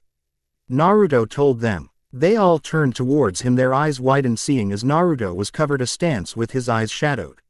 Shocking was the fact that his sword was covered in lightning, or more specifically Enel's lightning. Just now you were fighting me, but then you suddenly attacked my nakama. This is not how men fight. You are going to pay, he said. With that, Naruto slashed his blade upwards and then right before slowly sheathing his blade. Broken mirror, silent mirage. Suddenly cuts started appearing all over Enel's body, though if you looked closely they were all non-lethal. Surprisingly, no sound came, even though it looked like he was screaming. Maybe that was the silent part. Everybody was shocked at seeing Naruto's power for the first time. Only Zoro saw what had really happened. The blonde had somehow created a vacuum, making Enel unable to transform, thus cutting him. Unknown to Zoro, what Naruto had really done was create an illusion of a vacuum, thus confusing Enel and not transforming. Nami couldn't believe it. Naruto had just defeated a man with more than enough power to destroy all Skypiea, and they were thinking of picking fight with him in the beginning. Feeling a surge of power, she looked that Enel was going to use another attack, this one more powerful than before. She saw Naruto going towards a tree and sat calmly. What was he doing? How dare you? I will destroy you. Enel shouted. Gomu Gomu no pistol. A fist came from Enel's left and the god didn't even bother to dodge. That was his first mistake, as it connected with his jaw and sending him flying. Nami and Robin's eyes widened, not believing that Luffy had been able to land a solid blow. Oi, no one harms my nakama, yelled Luffy angrily. About time you showed up, Captain, grinned Naruto. Another insect. I grow tired of this. 20 million volt Vari. A blast of electricity hit Luffy, who didn't move, and Enel's face didn't last long when Luffy stood there completely unharmed. Of course, whispered Nami, but Naruto heard her from his spot. Rubber doesn't conduct electricity. Lightning attacks won't work against Luffy. They are natural enemies. What? Impossible, gasped Enel. Luffy ran forward and Enel stood still, thinking that first blow had been a fluke. Gomu Gomu no pistol. Luffy's fist buried itself inside Enel's stomach. Enel flew back into one of the ruins and an explosion of debris occurred. Naruto. Who is this guy? Yelled Luffy. Just a bastard that is trying to prevent us from getting our gold. Oh, and he wants to destroy Skypiea, answered Naruto calmly. Take our gold. I'll kick his ass. Nami smiled. If not Naruto, then Luffy just might be able to beat Enel. Enel appeared behind Luffy via his lightning and slammed his staff down on his head. If lightning won't work, then I will beat you by other. Luffy kicked Enel in the chest, sending the god skidding backwards. I'm a rubber man. Physical and lightning attacks won't work, said Luffy, a hard look in his eyes. This man had harmed his nakama. He would kick his ass for that. Physical and lightning attacks won't work.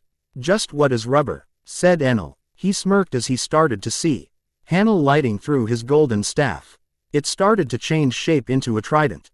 Enel shot towards Luffy and thrust his trident forward. Luffy barely dodged but received a small cut across his stomach.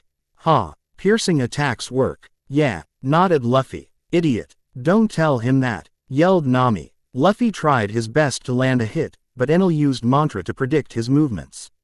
Damn it, he is predicting my movements, cursed Luffy. The pirate quickly dived to the side as the trident slammed down into the ground where he had just been standing. Insolent mortal, the fate of Skypia will not be denied, smirked Enel. Gomu Gomu no Gatling gun. Enel easily weaved in and out of the punches before grabbing each arm. He then swung Luffy around before slamming him into one of the ancient buildings. Don't forget about me, yelled Zoro as he finally made his move. Enel tilted his head and kicked him. This happened a few more times. Luffy, get your ass up. I can't beat him alone, yelled Zoro. Luffy stood up and charged forward Enel, who had been sent flying by that last kick. Gomu Gomu no bazooka. Enel's eyes widened in pain as Luffy landed a devastating blow on him. A blood sprayed out his mouth. Naruto smirked as Enel headed back his way and raised his leg up. When the god got in range, he slammed it down on top of Enel's head, knocking him straight down into the ground. Luffy jumped into the air above Enel. Gomu Gomu no Gatling gun. Blow after blow rained down upon the self-proclaimed god. Luffy stood looking down at the god as Naruto came by his side. Good job there, Luffy. By the way, where the hell were you? Inside the snake, smiled Luffy. Naruto grinned and started to laugh as he fell to his ass. Luffy started to laugh as well. Nami fell to her knees with tears of relief in her eyes. They had done it. Those idiots had really done it. Robin smiled as well. Yosh, I'm starving. A thud sound was heard and all looked down to see Zoro lying on the ground out cold. He started to snore lightly. Nighttime. Campfire celebration. Naruto laughed as he sat in front of the fire drinking some Sky Island wine. The Shandians and Sky people had finally called a truce aft. Robin had led Luffy to the Golden Bell at the top of the giant beanstalk, or giant jack as they called it. Luffy had rung it several times for all to hear before accidentally knocking it over and back down into the ancient ruins of the City of Gold. Incidentally, the Golden Bell landed on the priest's former homes where Luffy and Robin found tons of food to eat. Hence the reason for a campfire, as it is a rule among the Straw Hat Pirates that whenever they camped out they had to have a campfire. Even the master of the sky, or giant snake as Naruto referred to him as, is celebrating with them. The young pirate winced in pain. Damn, laughing never hurt so much. Not to mention these bandages wrapped around his arms really sucked. Careful, don't want to reopen your wounds, smiled Robin taking a seat next to him. Meh, just a flesh wound is all, grinned Naruto. Robin smiled as she watched everyone celebrate. Thank you. No problem. Do you know why I am thanking you? Not a clue. She laughed a bit. Such a strange man. The will of D is very strong in Naruto and Luffy. It was a sight to behold. That's it for now. I hope you guys like it. Please review your opinions and URLs. Free to suggest anything you want regarding the story. Thank you. Chapter 5. Demon Mirror. Naruto Chapter 5. All around there was nothing but vast blue sea. The only thing that could be seen over the horizon was a single ship. This ship was none other than the Going Merry. It has been a week since the Straw Hats departed from the Sky Island. Unfortunately for them, they just landed in a marine fort and had to fight their way out, which proved to be a hard task, and Mary too was now in a bad shape. They were going to the next island in hopes of finding a shipwright there. What you making? Asked Naruto. Chopper turned to look at Naruto, who sat in the chair next to his table looking at him. I am making a medicinal herb that helps fight infections. Naruto tilted his head. It is very good to use on large cuts and gashes. The reindeer turned his head to see Naruto was nowhere in sight. A sweat drop appeared on Chopper's head. Naruto walked around on the deck and wondered what he could do next. He turned to see Zoro training with weights. Nah, I don't feel like sparring right now. His eyes then fell upon Nami, who was at the helm. Nope, didn't feel like being tricked into doing something for her. She was always able to get him to do something for her. Robin turned the page in her book. She was about to continue reading when a shadow fell over the page. Hello Naruto-kun, smiled Ro. Bin, not bothering to turn to see who it is.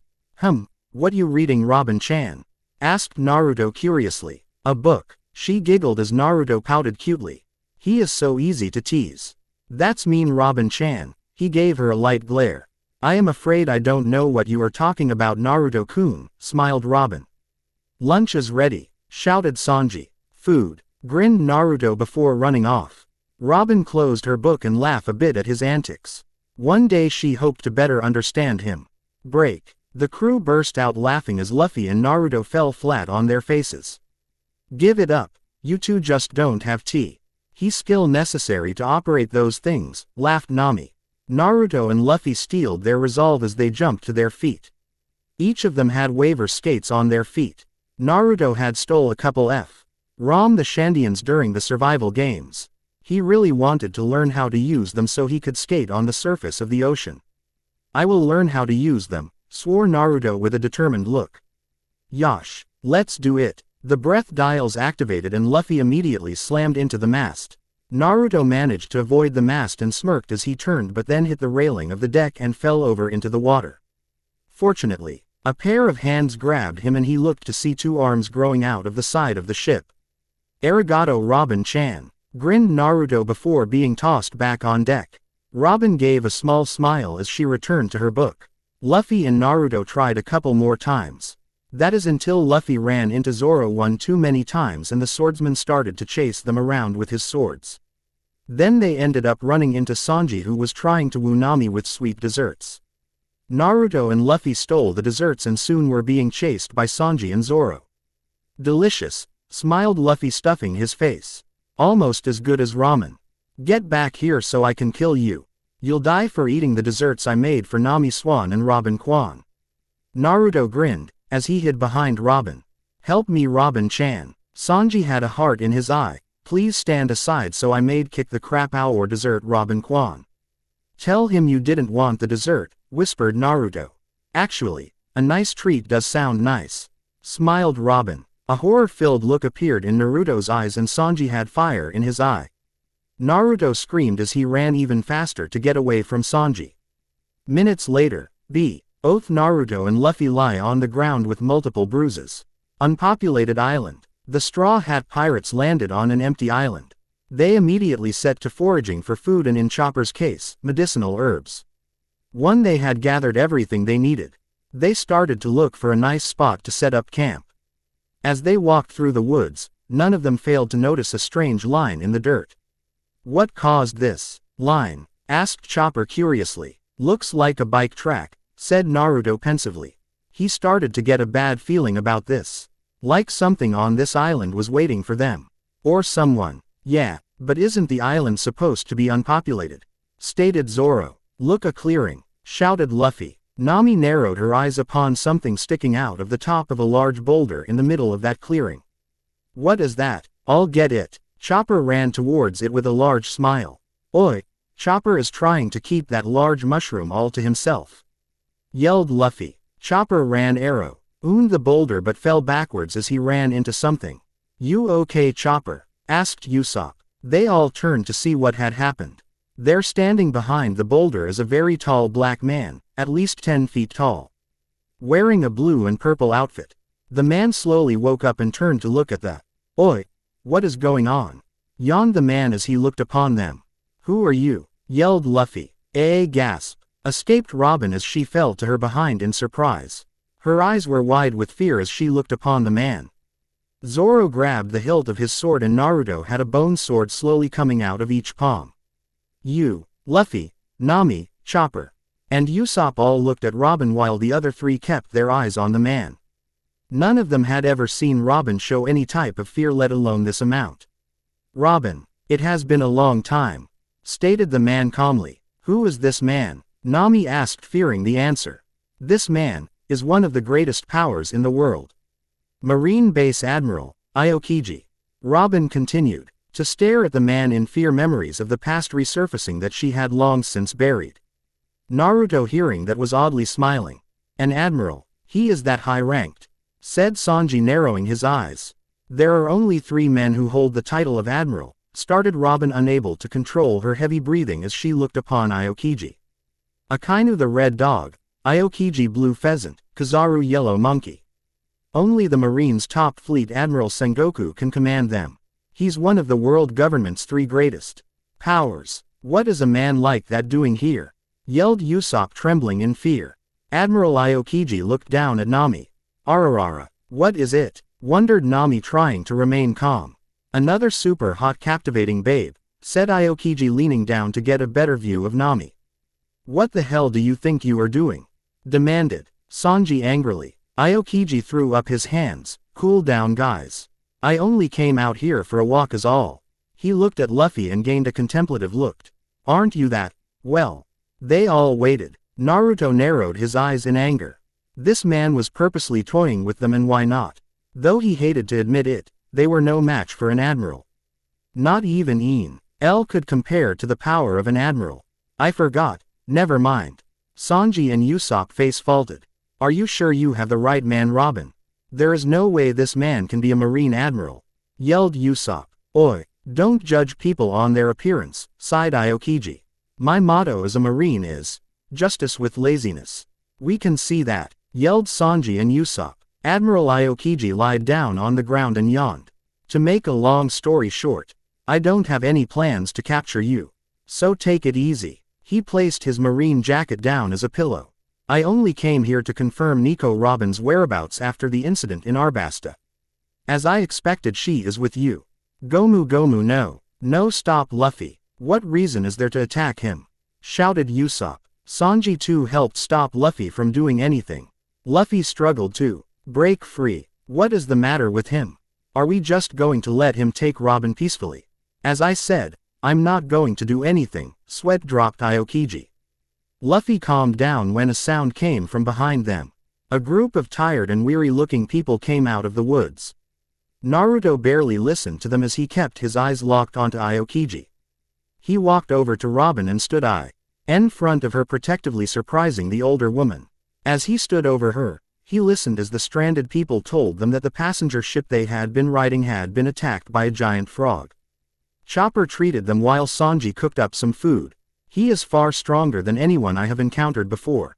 That is only power-wise. Skill-wise is another story. Naruto thought as prepared for what was to come. Even more so, he didn't want this man to take Robin with him. There is an island not too far from here that is populated. I can help you get to it, said Aokiji, standing up. He dead towards the coast and they followed him. It'll be a simple matter of creating a way for you to walk there. The Admiral yawned lightly. Are you crazy? There is no way you can just walk to another island. Yelled Usopp. Robin interrupted them, with his power. It may be possible. They all wonder what she meant by that as they followed Admiral Aokiji to the coast. Naruto made sure to stick close to Robin. You stay with me, said Naruto, not bothering to look at Robin. It wasn't a request or a question. She wanted to tell him that there is no way he could beat him, but then saw the look in his eyes. There she saw was a neutral look, as if preparing for something, and there was a smile on his face too. They made it to the coast where Aokiji placed his jacket on the ground. Oi! What are you going to do? Asked Luffy. Stay back, said Aokiji, sticking his hand into the water. All watched curiously except Robin, who already knew what was going to happen. A giant sea beast burst out of the water. It released a loud roar, but Aokiji continued to stare at the water even as it made a lunge for him. Ice Age. Everyone's eyes widened as the entire sea, including the Sea King, had been frozen in ice. Naruto grinned in excitement. Such power. To freeze an entire sea as if it were mere child's play. This is the power of a Marina Admiral, whispered Robin. Amazing, gasped Usopp. Luffy, Chopper, and Usopp failed to grasp the seriousness of the situation. Zoro, Sanji, Nami, Robin, and Naruto did not. Luffy and Usopp wished the people well as they began their trek across the frozen ocean. Aokiji sat on the grass with his head in his hand. Luffy turned to face him with a large smile on his face. What is it? Asked Luffy curiously. How do I say it? You remind of your grandfather. Monkey D. Luffy, said Aokiji, his eyes a bit more serious. Luffy's eyes widened at the mention of his grandfather. The reason I came to this island was to see Nico Robin and have a look at you. Luffy, you okay? You're sweating, said Usopp. Hi, it's long ago, your grandfather caused quite a few problems for me. Maybe I should just kill you off now. Aokiji looked Luffy right in the eyes. E-World government is still ignoring you, but if we study your background carefully, you are a dangerous group. Though you are few in number, a group of criminals such as yourself would be troublesome.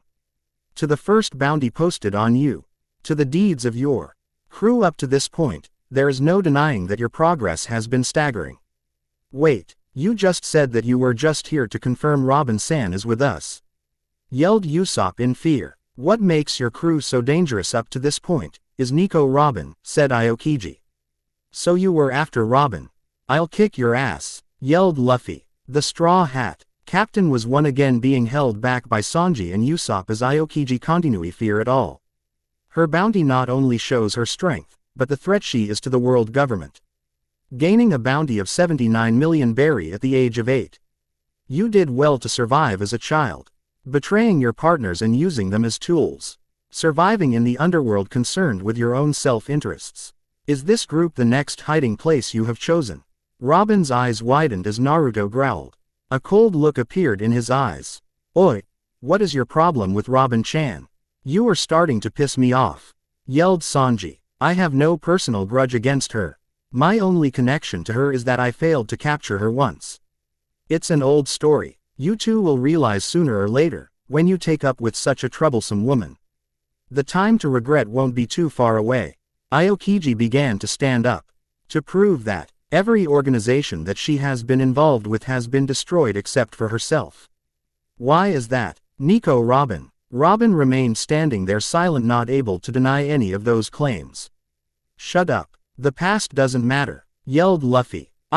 If that mattered we wouldn't be traveling with a pirate hunter and female thief. Yelled Usopp. Nami punched him in the head. The past is none of our concern, said Zoro. Hi, Robin-san is our dear Nakama. Yelled Chopper. You say you failed to capture her once in the past. That matters not because we will make sure that a second time is added to that list, glared Sanji at Aokiji. Naruto was oddly silent at this. A silent pause reigned over the clearing. I see. It seems you have become quite popular with this group, said Aokiji. Quiet. If you plan to arrest me then do it. She crossed her arms. Trace Fleur. Aokiji grunted as arms up. ARED all over his body trying to bend him backwards and preventing him from moving. Error. Did I say something wrong? How disappointing. I overestimated you. I thought you to be an intelligent woman. Clutch. Aokiji was bent all the way backwards until he broke in half and shattered into dozens of pieces of ice. Logia. Gritted Zoro. The ice started to reform until Aokiji stood right in FR. Aunt of Robin towering over her smaller size. What a cruel thing to do, said Aokiji, not in the least bit harmed. Robin started to sweat in fear knowing this would be the end. Aokiji picked up some blades of grass and released them into the air. He then blew out a chilling wind that froze them into a blade of ice. Ice Saber. I didn't plan on killing you, but circumstances change. Robin closed her eyes and braced for death. But a pinging sound was heard. She opened her eyes to see Zoro blocking the blade with his bone sword. Sanji came running up and kicked away the ice saber. Gomu Gomu no pistol. Aokiji didn't even bother to dodge as he grabbed in Sanji's leg. Sanji screamed as his leg were frozen. The moment Luffy's fist connected with Aokiji's stomach it too froze.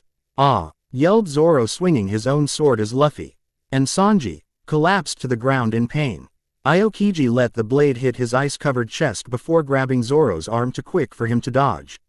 Zoro screamed as his arm had been frozen. Robin stood there with no way to defend herself as Aokiji looked down upon her. He got all three of them, gasped Nami. Usopp and Chopper had their jaws wide open in fear at what they had just witnessed. Wait, where was Naruto? They looked to the side and saw him with his head down so they couldn't see his eyes and shaking.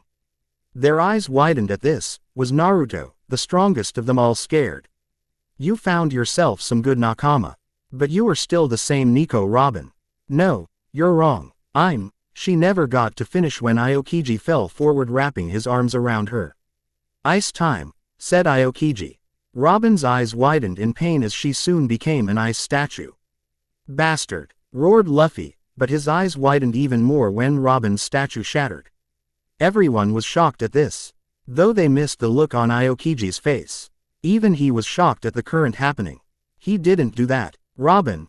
Luffy shouted. Robin! Nami, Usopp and Chopper were crying.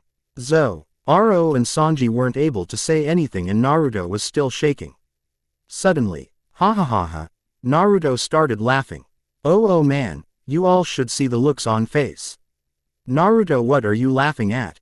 Roared Luffy as he slowly stood up. Yeah, Naruto, that bastard just killed Robin. I thought you cared about her.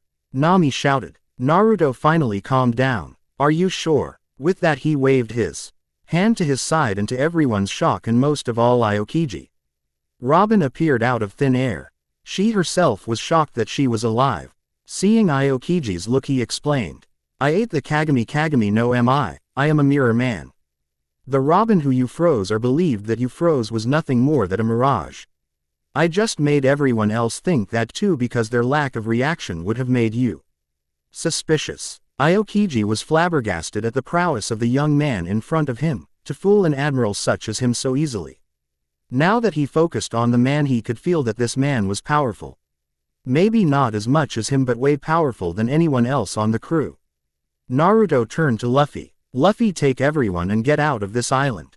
I will make sure that he doesn't come after you. This shocked everyone. What? No way, I am leaving without you. Luffy shouted. He's right, Naruto. You can't take him on all by yourself.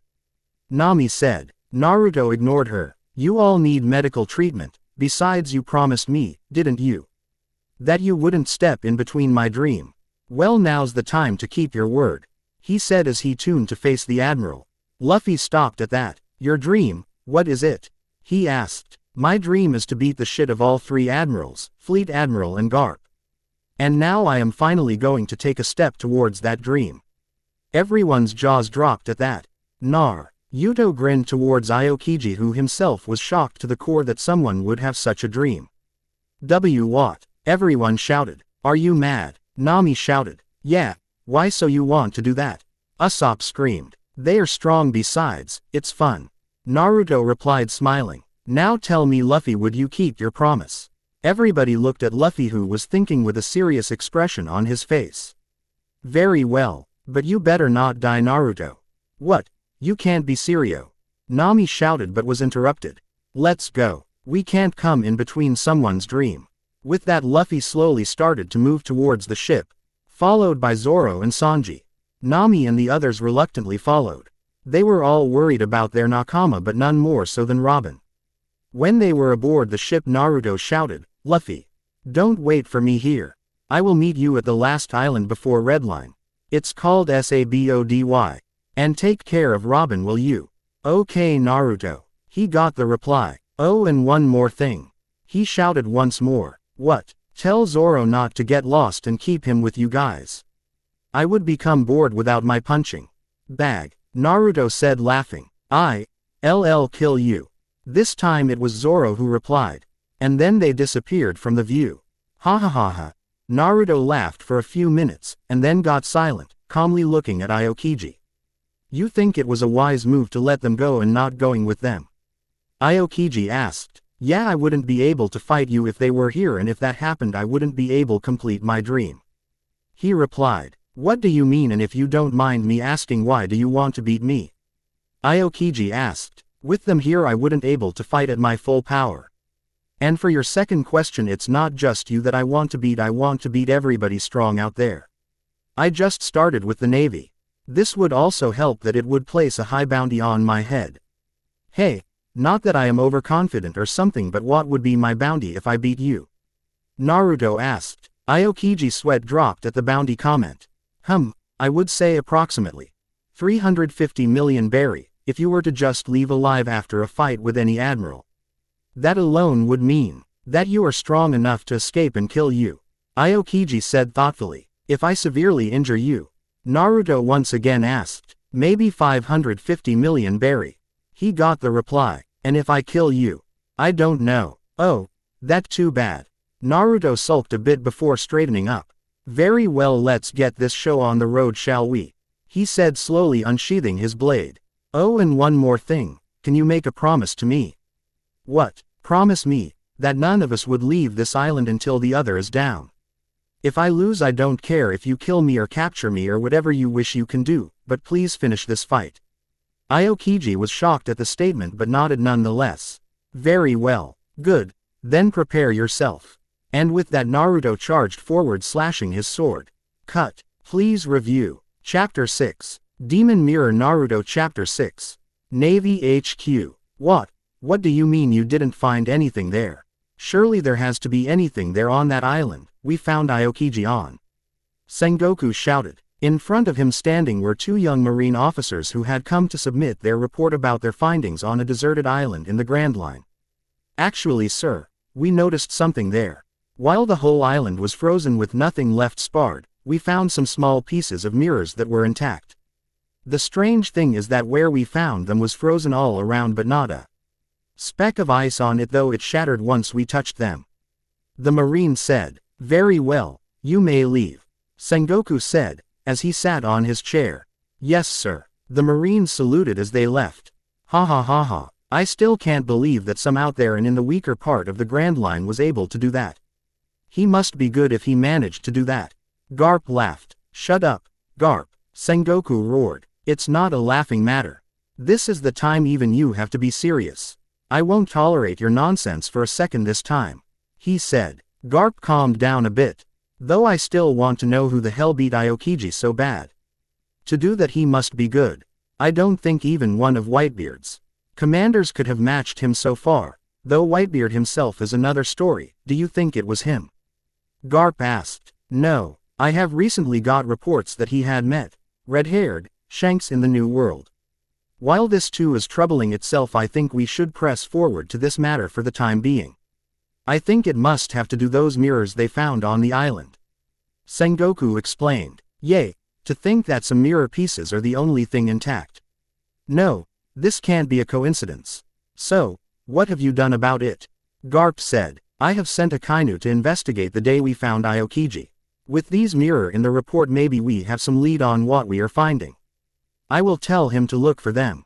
Very well, even though I don't like you sending a Kainu there, I don't think there's any other way. The only one who should go would be an admiral, and with Kizaru on a mission, he is the only one left. Garp replied. I still remember the day we found him. Sengoku said calmly. What do you mean you can't find him? Surely you could just contact him with the Den Den Mushi he keeps on himself. Sengoku asked. Sorry, sir, but we have already tried that. His Den Den Mushi is not reachable. Last we have known is that he went looking for someone in the Grand Line. It's been 18 days since then. We have lost contact with him from there. The marine officer said. Very well, you may leave. Sengoku said as he started thinking. When the marine left, someone else entered from the door. Ha ha ha. Sengoku, are you still looking for him? You don't have to worry so much, you know. Maybe he is just taking a vacation and doesn't want anyone to disturb him.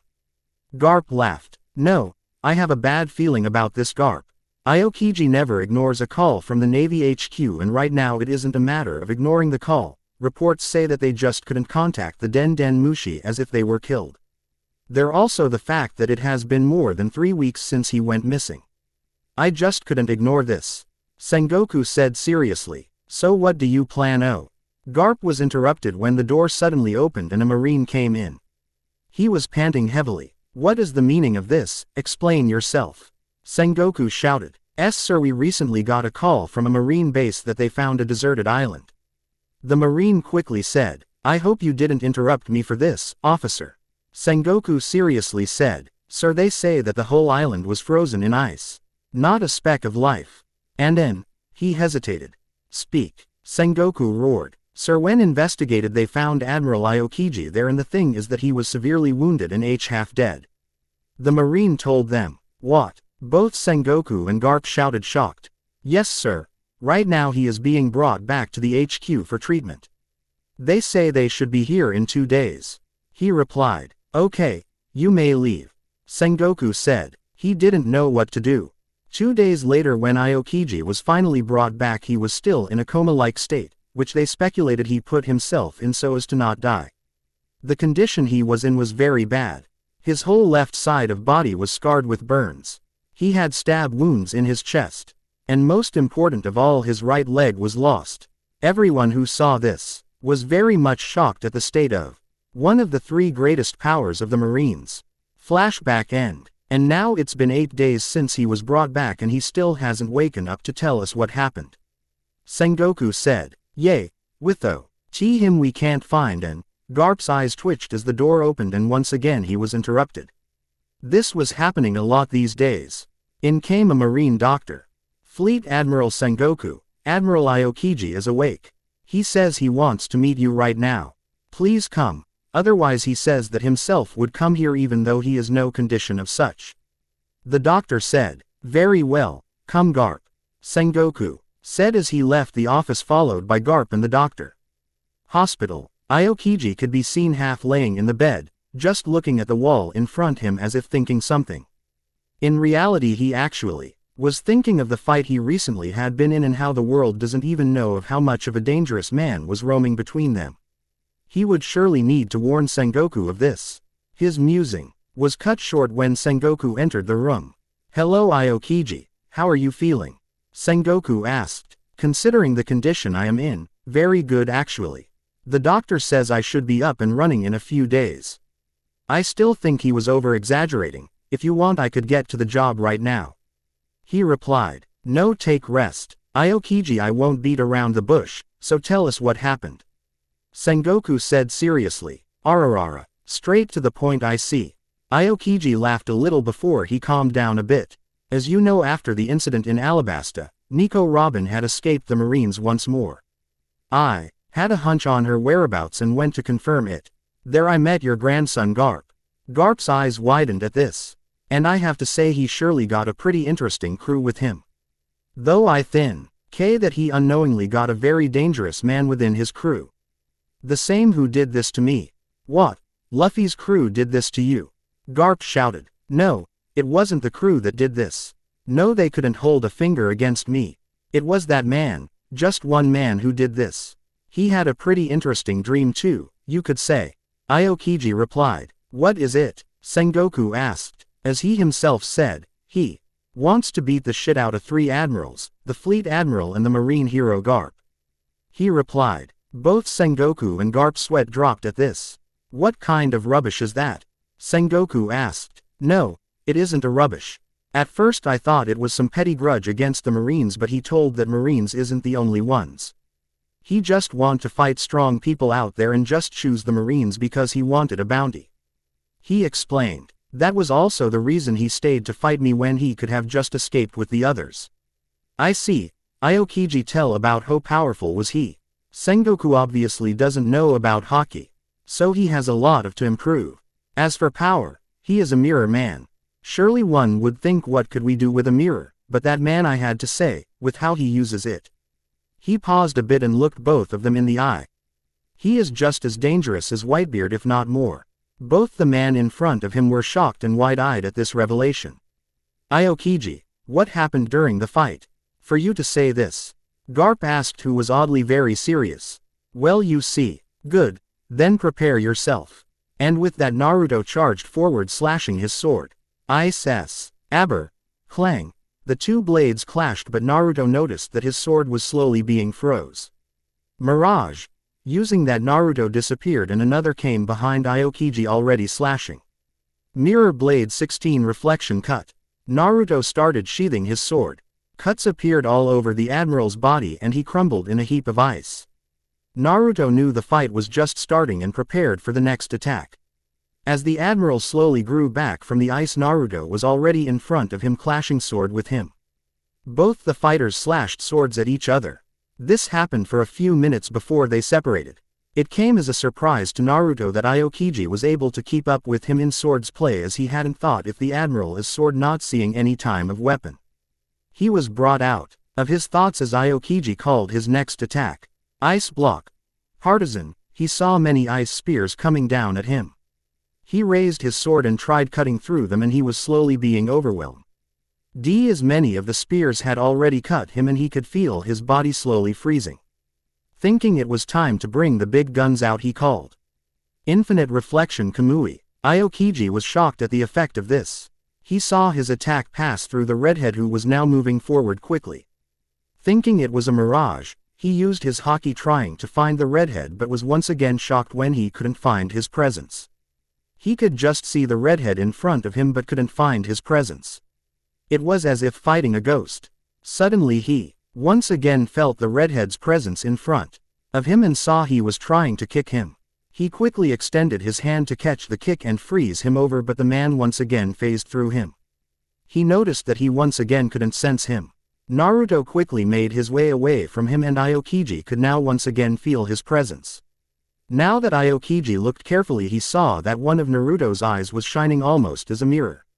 Both stared at each other before Aokiji spoke. "That's some peculiar ability you got there. You almost became a Logia, it seems.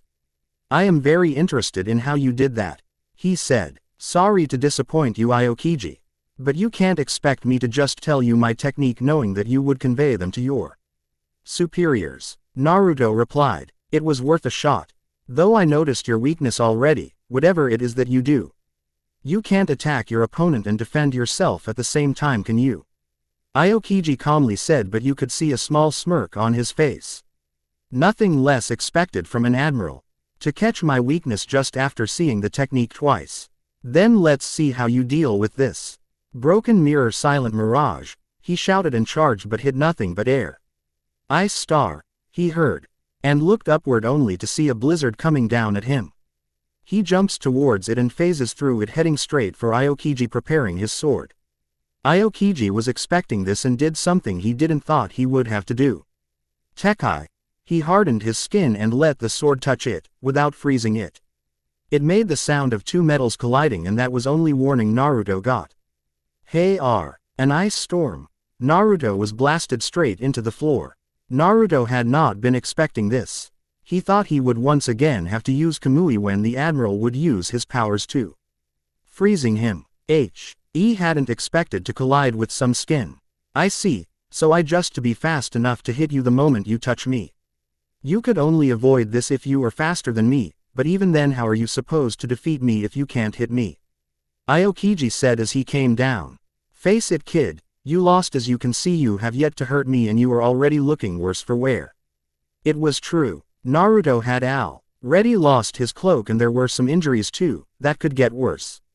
But he couldn't afford to lose. No, he won't lose. No, you are wrong. I still have much left within me. Let's see how you deal with this. Cursed reflection, he said. Aokiji's eyes widened as he saw all of Naruto's wounds heal and him standing up straight as though he hadn't taken a beating at all. What happened? Cat got your tongue. Now let's get going, shall we?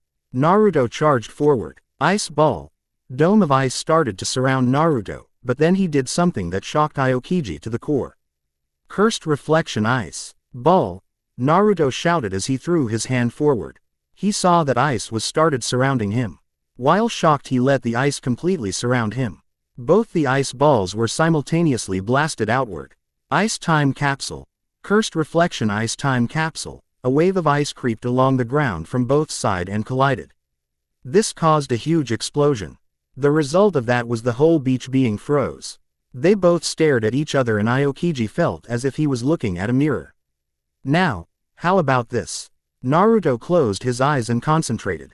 Suddenly he snapped them open and started running at Aokiji, who started attacking him with ice spears. Infinite reflection. The ice spears just passed through Naruto and just he reached him, burning sword, he slashed his sword. Aokiji had no time to react and was cut across the shoulder. His eyes widened when he felt pain and looked down.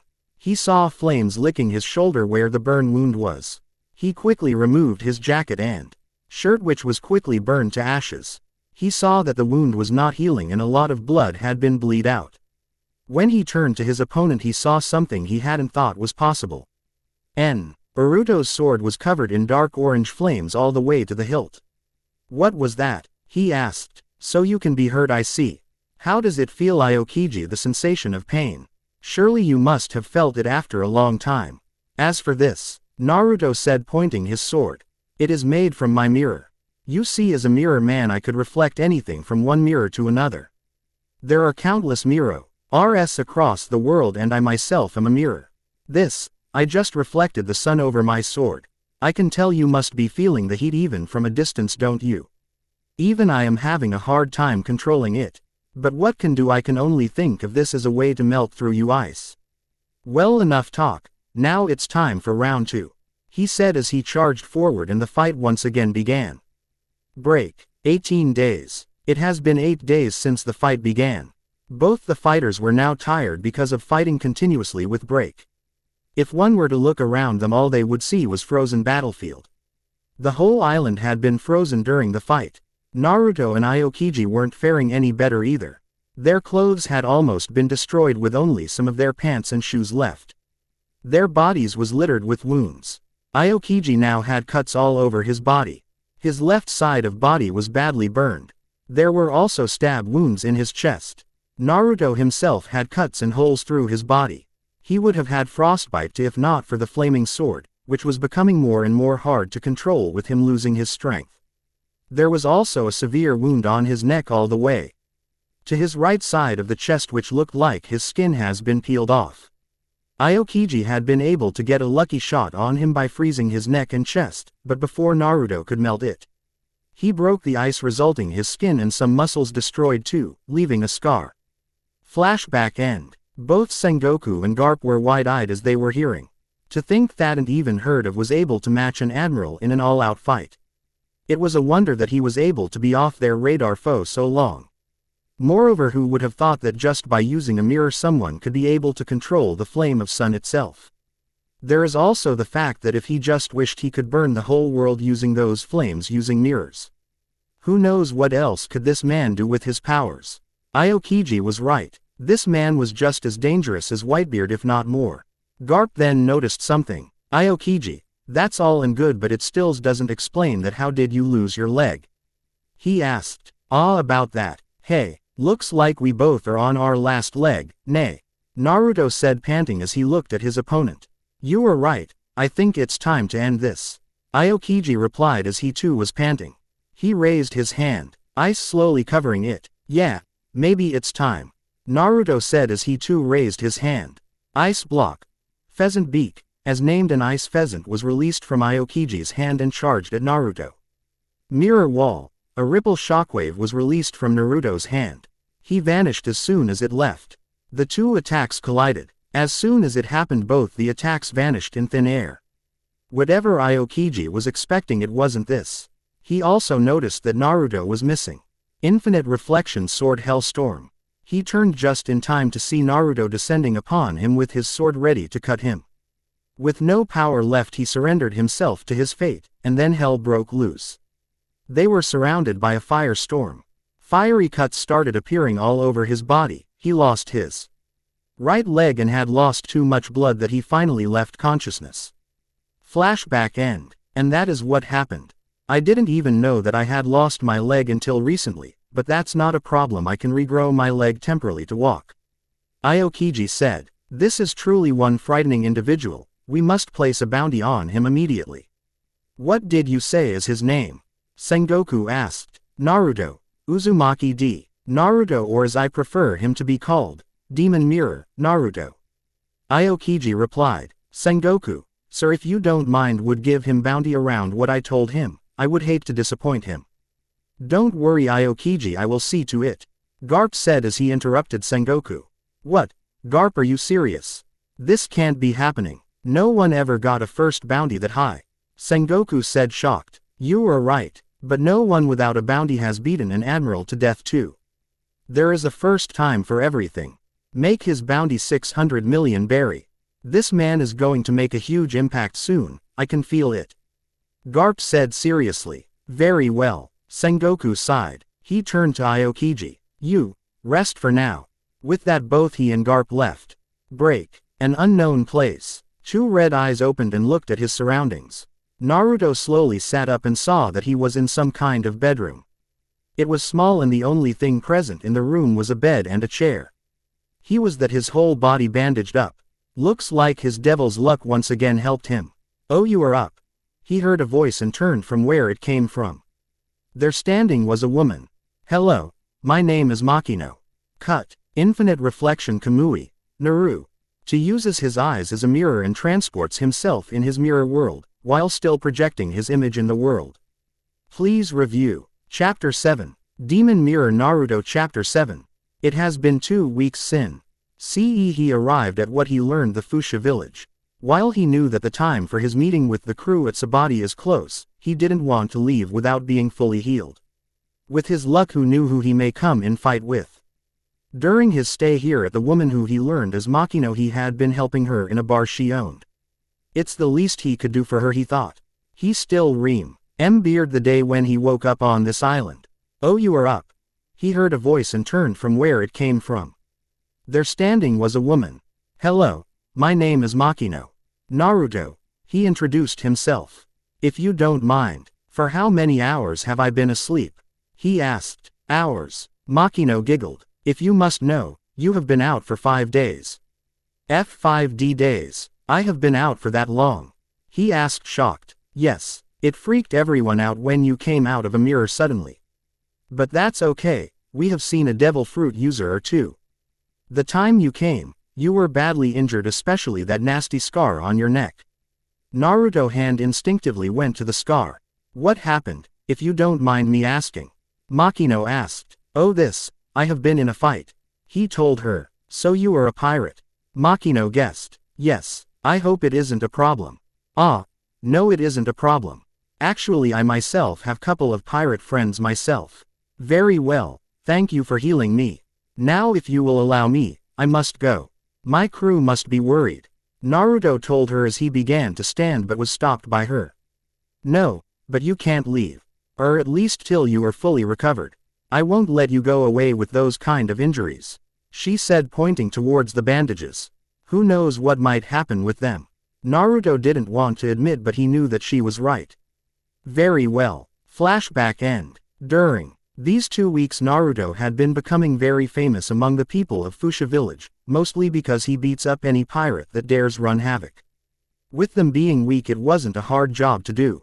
Aside from this and helping Makino, he had also been training hard in using his devil fruit powers and swordsmanship skill. He had also been trying to convert things into mirror. He had heard that crocodile had been able to change the wall and buildings into sand. A logia he may be, but you just turn things into your own element. He presumed that it must have to do with the devil fruits or something else that everyone could do. If he also could do that, then he would be able to cure many of his weaknesses, such as the Kamui. While slow, he had some success in doing this, which he was happy about. Acid. From this he also discovered something that shocked him to the core. Naruto was coming back from the forest where he had been training for the last 6 hours. He had been training, trying to change things into mirrors, and was happy to say that he had some success in doing such. He had created some new techniques as well. Now he was returning to the bar to help Makino with the things when he noticed that there were a lot of people there. He rushed there thinking that some pirates were running havoc once again, but once there he saw that there was some kind of celebration going on. He saw Mockino at the side with the old man mayor smiling, while the man was scowling at the people. Hey Makino, what's all this about? He asked, pointing towards the people.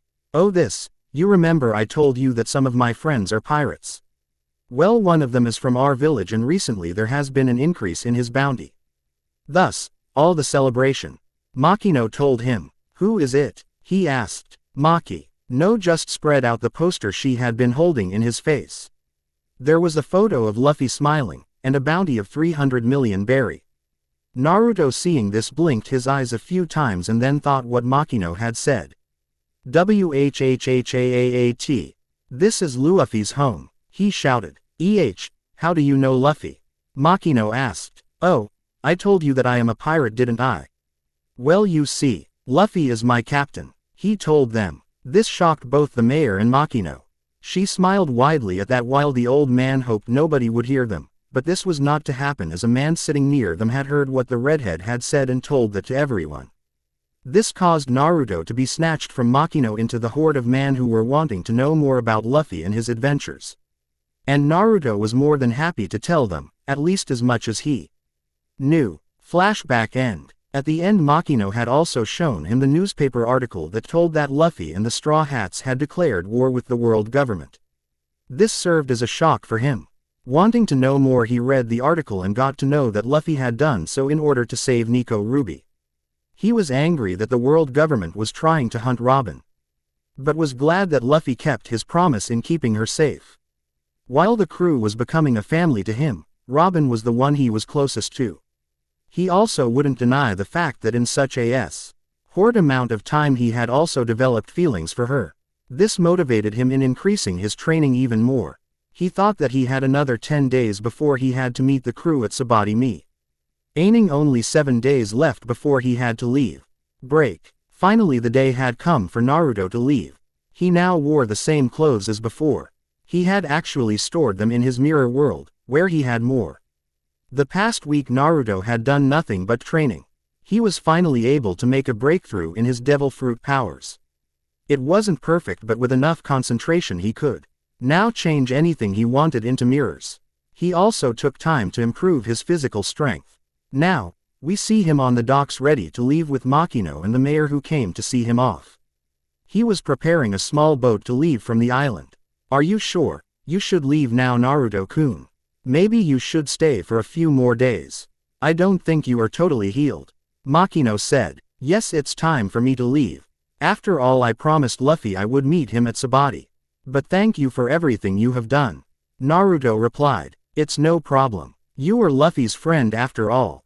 Well, thank you once again. And with that Naruto sailed off in his small dinghy. I hope he will be safe.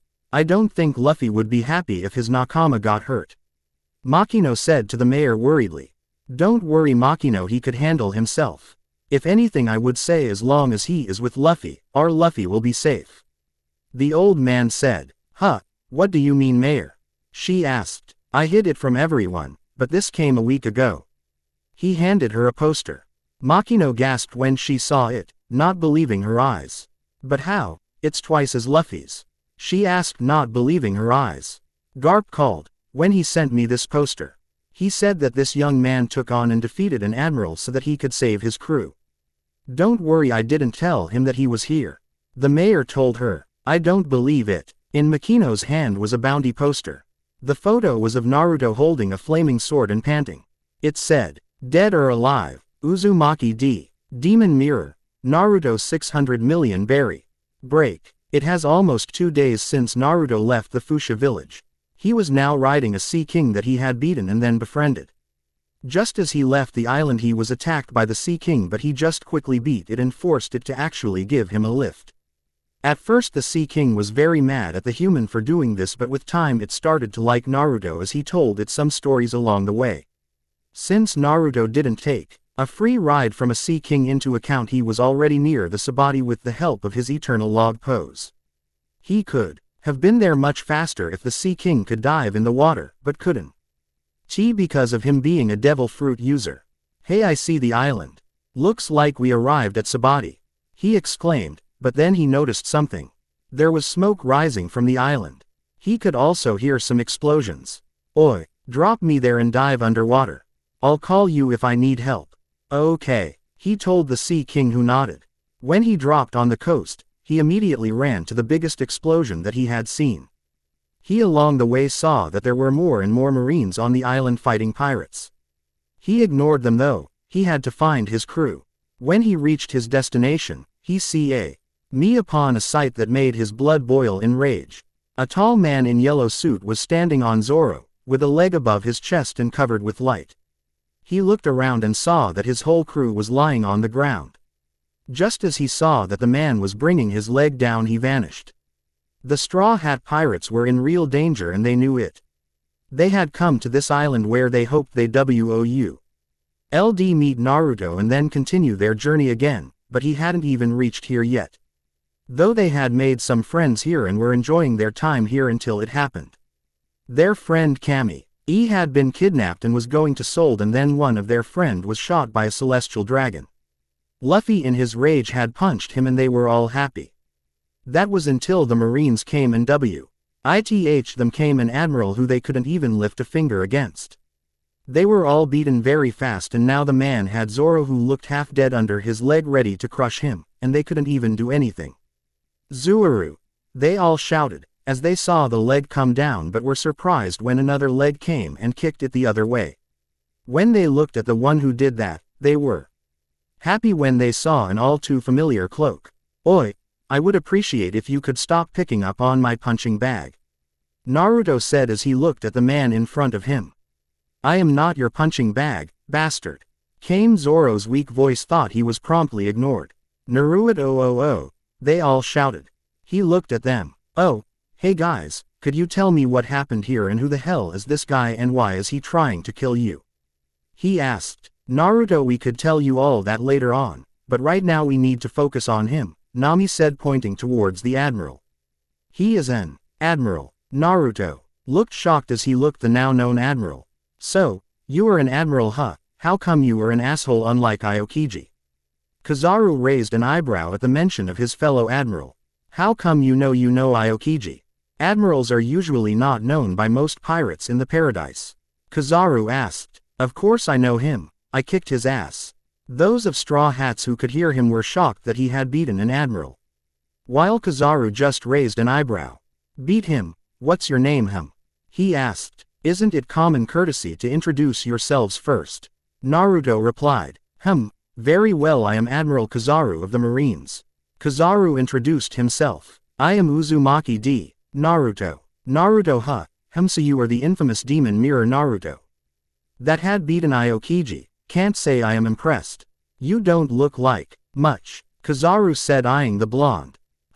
Demon mirror. Wait, does that mean I have a bounty on my head?"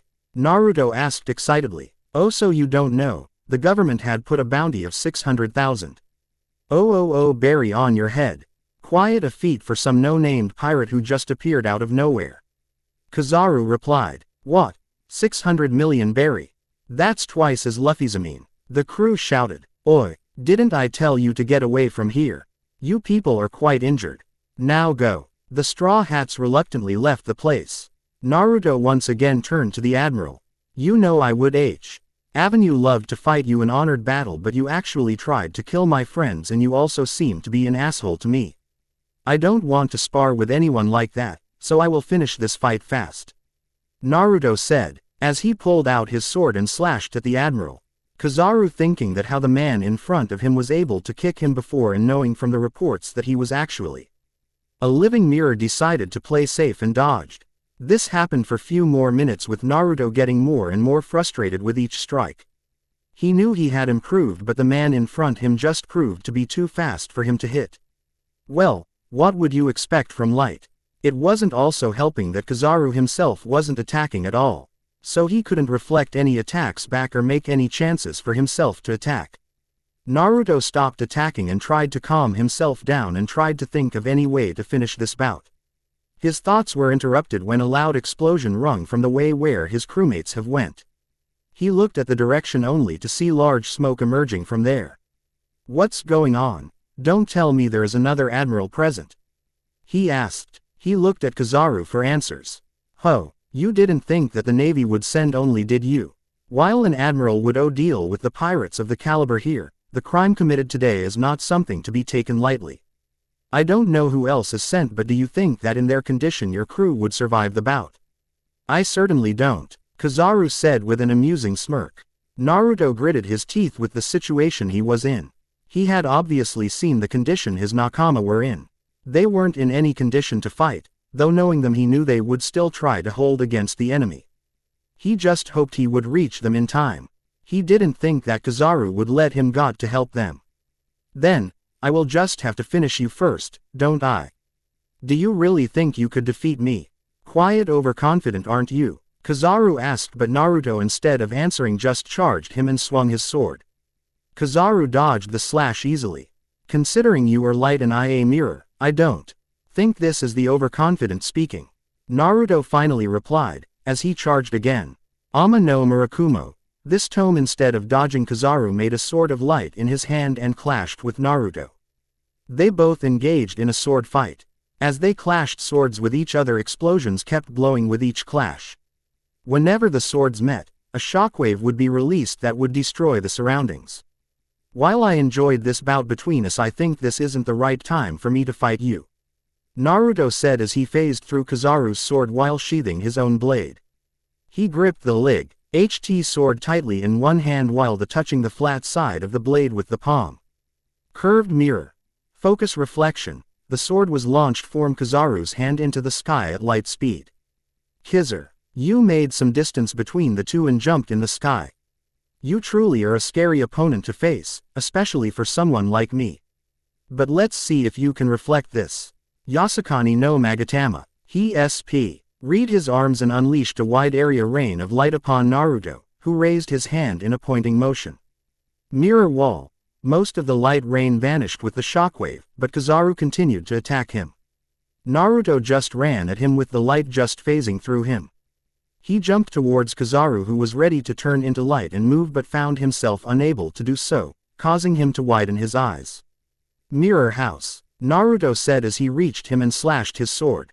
Blood sprayed from his chest, but before he could do anything else, Naruto already had a hand on his chest. When he looked into Naruto's eyes, he could see a cold fury in them. Get lost. And with that, Kizaru was reflected away. Pant.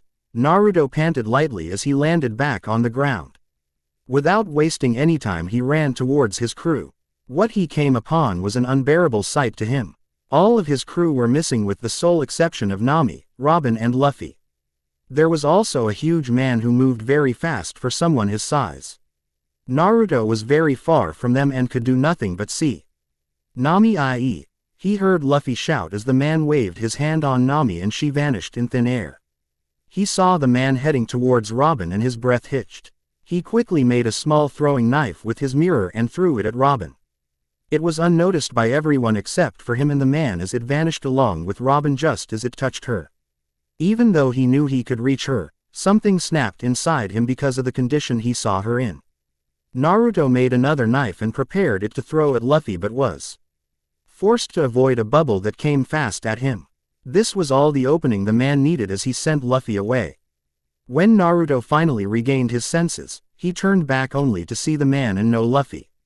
Angry, he roared as he rushed at the man and slashed at him with his sword. Finally, after some time, Naruto got a drop on him. The man, with not enough time to dodge, was forced to block the sword. He brought his hand upward and blocked the sword with his palm, which had a strange paw-like marking on it. Naruto, taking notice of it, made some distance between them. Shichibukai Kuma, so you are the one the government sent, huh? Tell me where are my friends, or I would just have to force it out of you. He said. Uzumaki D. Naruto, if you have to go somewhere, where would you like to go? Kuma said, ignoring him. Ignoring me, huh? Well, I would have preferred if you would have just told me. Too bad for you then. Naruto said as his sword crackled with electricity and he charged at Kuma. This time with more speed. Kuma was once again on the run and tried to dodge all the attacks, but some were too quick and he had to block them. He noticed that they actually hurt. He looked at his hands and saw some burn marks. He made some distance between the two and thrust his hand forward, shooting a bubble at Naruto at high speed. Naruto, seeing this, himself thrusted his lightning-covered sword forward. Quote, mirror sword. Lightning style. Lightning spear. A spear made of lightning shot from the sword and clashed with the bubble, resulting a loud explosion and lots of smoke. Kuma, taking advantage of the smoke, retreated as he sent himself away. When the smoke finally cleared, Naruto searched for his opponent and was unable to do so. He gave a frustrated cry as he realized that his Kuma has retreated. Now he would have to find his crew too. He was glad that at least he could reach Robin easily. He concentrated on the knife he sent with Robin. After a few minutes he found it and was about to reach it, but clap! He heard the sound of clapping and turned to see an old man with gray hair and beard. Finally, I got to meet the other person I wanted to meet. Quite a feat for someone young such as yours. Elves to defeat an admiral and then clashing with a warlord. It's nice to meet you, Uzumaki D. Naruto, or Demon Mirror Naruto, the man said. Naruto started sheathing his as he closed his eyes. It is an honor to meet you. But I wonder why would the first mate of the Pirate King himself want to meet me? With that he opened his eyes and looked at the man sharply. Silver's Rayleigh no. Dark King Rayleigh, and cut. Chapter 8. Demon Mirror Naruto. Chapter 8. Silver's Rayleigh, a name that brought fear in the hearts of the Marines. Every pirate worth his salt knows that name, cause, the man is none other than the first mate of Galdi. Roger, the Pirate King himself. So it came as a surprise to Naruto when the man said that he had wanted to meet him. After all said and done, we now find him sitting in the Shaki's rip-off bar, drinking beer with the old man. They had been doing so with the better part of the day, where mostly Rayleigh told him stories about his adventures, the same he did with the rest of the Straw Hat crew. So what do you plan to do now? Rayleigh asked. What do you mean? Naruto asked, taking a sip from his mug. Your crew, Naruto. You don't know where they are. How are you going to get to them? Rayleigh clarified. I don't think there's any need to worry about them. Luffy can take care of himself. The same for Zoro and Sanji. Chopper. He may not look like it, but he is strong too. Nami is smart enough to survive anywhere she goes. Well, Usopp, I don't know what to say about him, but yeah, he'll be alright. And the last two you told me about, I haven't met them yet, so I don't know about them, but if Luffy had them join, then they must be something. So yeah, I don't have to worry about them. Naruto replied. And what about Nico Robin? Naruto stopped drinking for a moment and then started drinking again. This didn't go unnoticed by Rayleigh. What about her? He asked. You didn't say anything about her. What do you plan to do about her? Rayleigh asked. She will be safe. I'll make sure of that. What happened at the Enies lobby will not be repeated. I'll make of that. Naruto calmly replied. There was a calm silence between the two, before Rayleigh started laughing. Ha ha ha ha. You know, you didn't sound like the Naruto I was told at all. He said between his laughs. What do you mean? Naruto asked, confused. The old man stopped laughing and smiled at him. When your crew was here, we shared a lot of senior. That was when they told me about you. You were nothing of what they told me. Rayleigh replied. And what did they tell you? Well, they said that you were just like Luffy. Always having fun and all, you know. But with little conversation, I can tell that there's a lot more to you. Rayleigh said, smiling. Well, they also said that you were strong. And they were right on that one. I can feel it in you.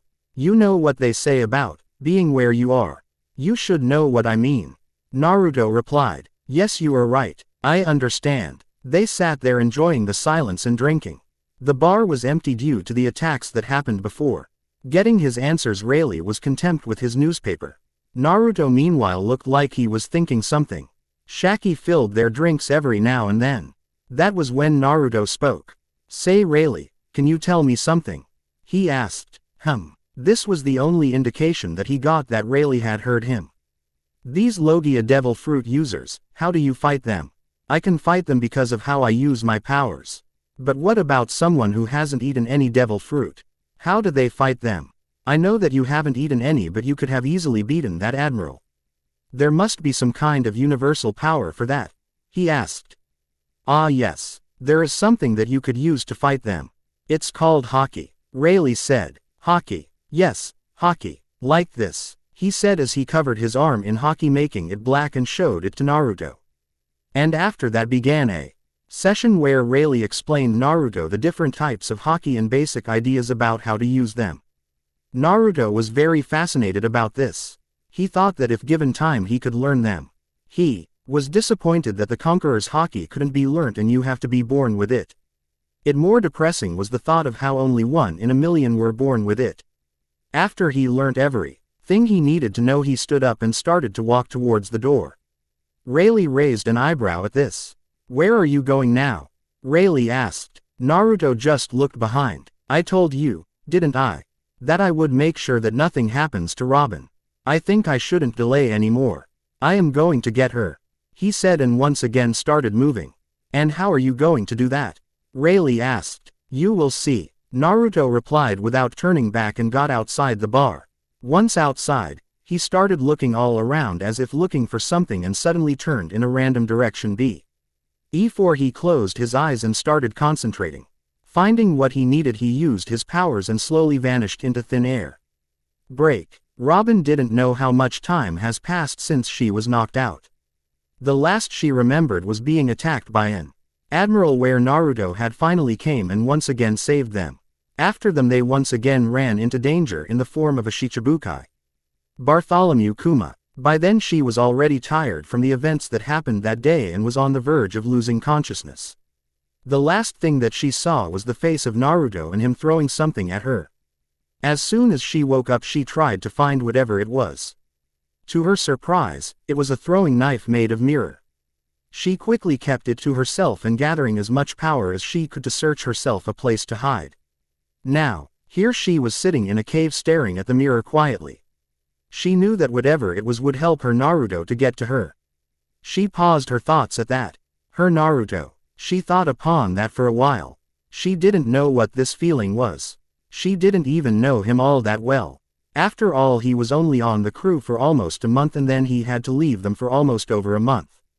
And many things has transpired by then. Though in the time he was with them, she could honestly say that he was the one that she enjoyed spending time the most with. They actually had a lot in common. Unlike the crew, she was able to see glimpses of his true self. On more than one occasion, when with him she felt that life was worth living. But when he left them to save them and fight the admiral, she, not knowing his skills, feared the worst outcome. That was when she felt her life shatter for a moment. She felt like before, no purpose of living. That was also he reasoned that she without any struggle went with the CP9. As a last gamble of her life, she tried protecting the crew with the thought of how Naruto had died protecting them. But the crew came for her and protected her. She felt a little alive then. Even though she still felt a little hollow inside, she quickly hid it, trying to enjoy the present. And now he was back. He was alive, and from what he recalled the other man saying actually defeated Aokiji. She quickly felt that hollow in her heart fill.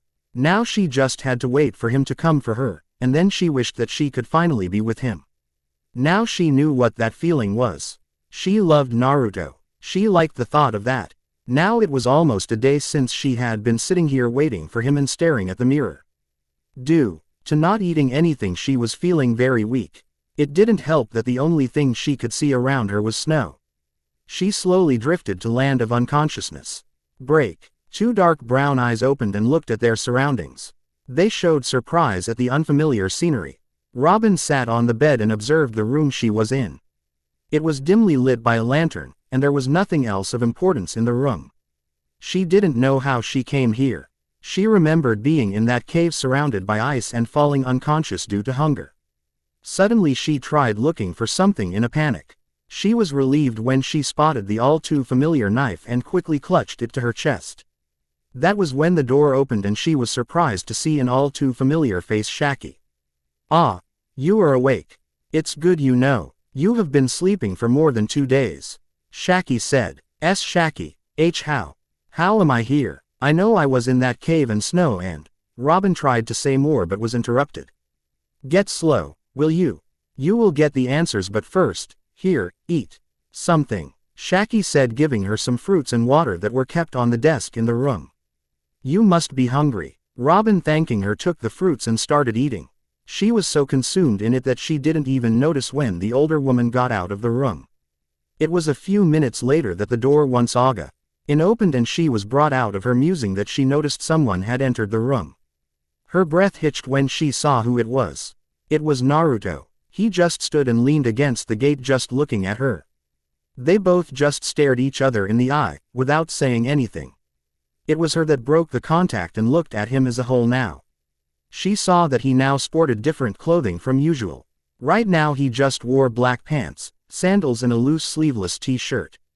Naruto, seeing that she had yet to speak, decided to start. Hey Rob. This was all he could say before Sheila unched herself at him and hugged him tightly, her face buried in his chest. He could hear a light sound of sobbing. He just stood there doing nothing. Once he felt her calm down, he carried her to the bed and sat her there. You okay? He asked her. Robin just nodded her head, still clutch his chest. Now, why don't you tell me what you have been to since I was away? Robin stayed silent for a while, saying nothing. Naruto was content in waiting for her speak. After a few minutes she raised her head and looked at him. Well, and then she began telling him everything that had happened. The true story behind the Enies lobby incident. About the CP9, about Frankie and losing the Going Merry, and about Thousand Sunny.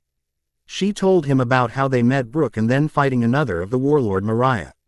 Lastly, she told him about the incidents that occurred at Sabati resulting in the attack by the Marines and the Admiral and Kuma. Naruto was quietly listening to her. As the story continued, were a number of emotions fro angry on his face. Though in the end he was quite happy that she was now safe along with everyone.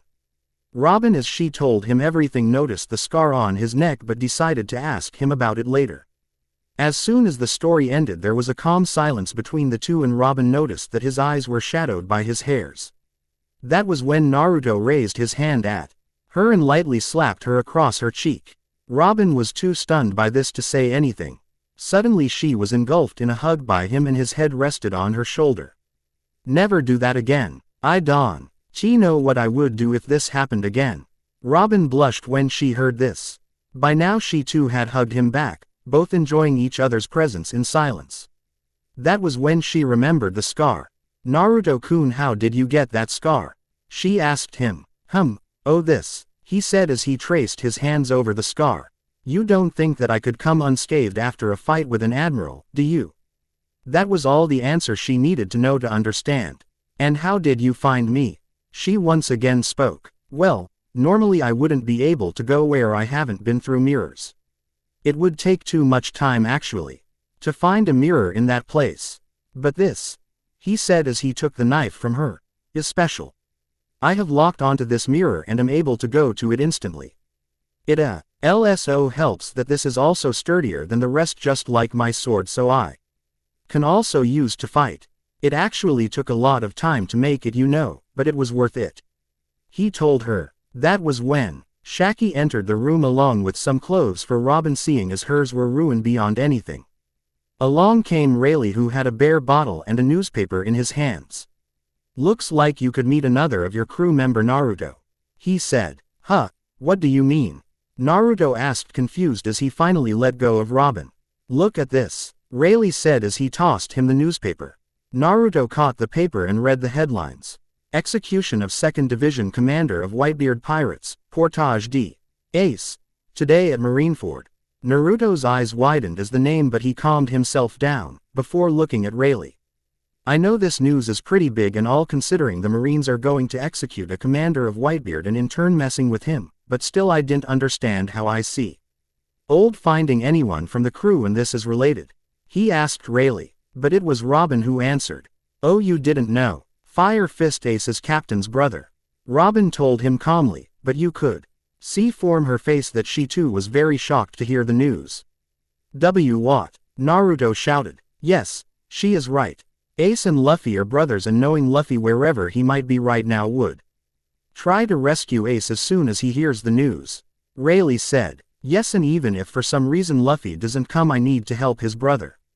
That's what he would want. Naruto said. And think of all the strong people that would be there for me to fight. He proclaimed excitedly. I am going. How much time till the execution takes place? He asked, looking at Rayleigh. 3 hours. Very well. I should get ready to leave. He said as he headed towards the door. I am coming too. Robin suddenly said as she too stood up. No, you aren't. Naruto said without turning back. What? Robin, you aren't in any condition to leave. There is also the fact that the world government is already after you, head. He said as he opened the door and turned to look at her. Please stay here. That was when she saw his eyes. They were pleading her to stay. Very well. Robin finally gave in. Thank you. With that, Naruto went outside to change his clothes and prepare for the trip. Break. We now find Naruto and the others on the shore. Rayleigh had given the eternal log pose to the Marineford itself. Naruto wanted to ask how he got it, but then remembered that the old man in front of his actual why one of the strongest man in the world and used to be the first mate of the Pirate King. So anything was possible. They had decided to watch the whole event on the screens as it would be live broadcasted. Naruto, even though I gave you the log pose, I am still confused. How would you go to the Marineford? I don't see any boat or ship here. Rayleigh asked. It's quite simple actually. Watch this. With that, Naruto whistled loudly. They waited for a few seconds before the Sea King emerged from the sea. The three of them were shocked at the ride that Naruto called. Rayleigh suddenly started laughing. I don't even want to know how you did that, but good job. Rayleigh said between his laughs. Humph, maybe someday I might as well tell you myself, but... Goodbye, Naruto said as he jumped on the Seeking. Okay big guy, let's go, he said as he pointed in the direction. The Seeking took off without any hesitation. That boy, I have a feeling that his presence at this event is going to be a changing factor for this world. Rayleigh said as he watched Naruto leave. Both the women stood silent. Break. Marineford could only be described by one word. What was that? Chaos. It was pure chaos taking place. The execution of Portgas D. Ace had indeed incited the wrath of Whitebeard and his allies, which started the war between Whitebeard and the Marines. Sengoku of course took every precaution into account, thus he gathered up all three admirals and called for a summons of all Shichibukai in the known world. Also he called forth the Marines stationed all around the world come forth to be ready for this war. And what a war it was! Whitebeard came like expected and with his massive fleet of pirates and allies along with his own signature ship the Moby Dick. The Yonko and legendary pirate came in with a vengeance. He was an angered father that had his son taken from him and for his own foolishness let this happen. As expected by Rayleigh, Luffy too had come to save his brother. He had first infiltrated the Impel Down, but seeing he was a little late and Ace had been taken from there into Marineford, he came here.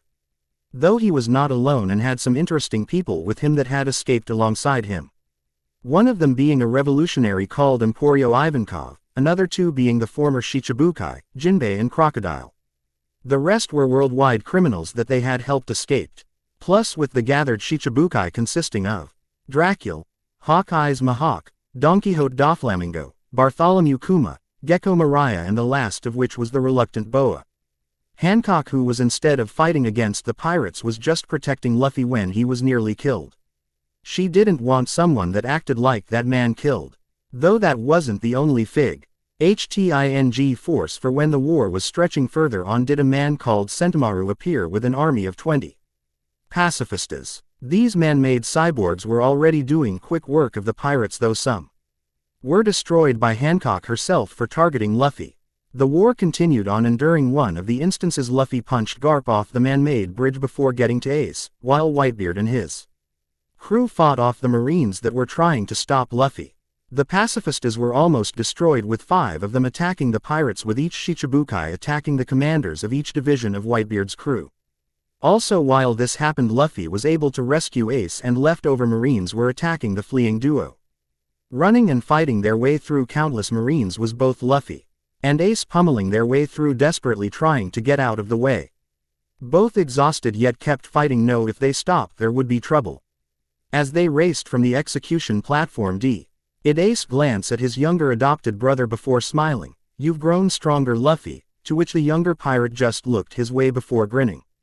He thanks, maybe now I can beat you." This just made Ace break out a grin of his own as they ran. "You wish, Luffy," he said. That is before the two stopped, and for ahead of them was Aokiji staring at them with both a bored yet saddened express. Ayahime was already coating with ice as the air around them started to get colder by the second. Aokiji, taking a step forward, spoke. "You are not going anywhere, Fire Fist Ace, neither are you, Straw Hat. Luffy." Both boys frowned at the admiral that as before Ace stepped up, placing his hand on Luffy's shoulder, getting his attention. Stepping forward did he speak. "You've done enough, Luffy, it's time I protect you." With that Aokiji charged, as did Ace, both charging their own attacks. The surrounding pirates and Marines neither didn't see this or were frozen on the spot of the clash about to happen. Ice block. Pheasant beak. With that Aokiji gathered up a massive amount of ice before swinging it toward Ace, the ice forming into a giant pheasant with wings and all in one blast. Seeing it Ming, Ace pushed both his flame-engulfed arms outward. Mirror flame. Pulsing the flames outward did Ace create a giant wall of pure orange-red flames, with it shooting toward the ice pheasant. The heat and coldness saturated the area already, creating a light fog as nearby Marines were lit on fire from the extreme heat of Ace's flames, as pirates found it hard to move with ice slowly moving up their bodies. "Ha!" they yelled in unison before their attacks collided. Boom! When the two attacks collided, a great shockwave ripped through the area, blowing the unready Luffy back a few feet in the end. Marines and pirates back that is before a thick steam erupted from the two attacks thus covering the vicinity. With the steam was both Luffy and Ace staring at the uninjured Aokiji with his own attack melted halfway with the head and upper body completely gone. It dropped to the ground busting into a million pieces of ice. Seeing this Ace stood his ground. That is until, my sons, I am giving you all my final order. The Whitebeard pirates along with Ace and Luffy hearing this turned back to see their captain wounded severely but, still standing. They replayed his words before protesting. But Pops, Marco exclaimed only for him and the other protesting pirates to be silenced when Edward spoke once more. Silence. This is a captain's final order and you will follow through with it, fall back to the new world safely. The new era does not need an old relic like me, there is no ship in the seas that can hold me. I will stay here to show these marine brats what a true pirate is capable of. Now go, did Whitebeard shout to his crew, Ace and Luffy. The surrounding marines, Sengoku and admirals as well either had shocked or stone-firm serious expressions. Marco hearing this let a few tears fall before bowing his head before speaking. Very well Captain, yelled out the 1st Division commander. Tears swelling up in his eyes from his father's words as were other Whitebeard pirates having the same tears. As the crew started falling back did Whitebeard speak again. My sons, do not look back. Times are changing, the era of piracy shall live on and will forever conquer these marines, the world government and the world nobles. We shall topple them all. Do not look back. With his last words to his crew and sons, does he rear back his fist gaining Sengoku's shocked look as did the watching admirals. Ha! With a swing as a quake bubble surrounded his fist did he once hit the air did the blue cracks appear before suddenly the ground started shaking before. A great upheaval sounded as an earthquake erupted from Whitebeard's targeted fist with the earthquake rippling through the land and into the Marine Base HQ. As the cracks and upheavals ripped through the area, Marines all losing their balance and falling through those very cracks or the falling debris did both Ace and Luffy stare at this in shock. To Ace it was a testament to his captain and father's power as to Luffy it told him deep down this man, Whitebeard was not only respected by Ace, had the power he couldn't even begin to imagine but loved his crew so much to sacrifice himself for it. That action alone raised his respect for Whitebeard all the higher. Seeing the Marine HQ crumble did Sengoku roar in anger as the admirals frowned even Borsellino himself. Whitebeard himself stood, tall and imposing even with his severe injuries in front of the angry Marines. His triumphant grin in place did he speak. Marines, I challenge you, to finish this battle once and for all, which the Marines all but charged at him swords and guns drawn seeing them coming Whitebeard gripped his basinto before channeling his Gura no Mi powers forming a quake bubble which coated his blade. With a swing did he sent a whirlwind shockwave disrupting and completely destroying the first wave of Marines sending them high into the air.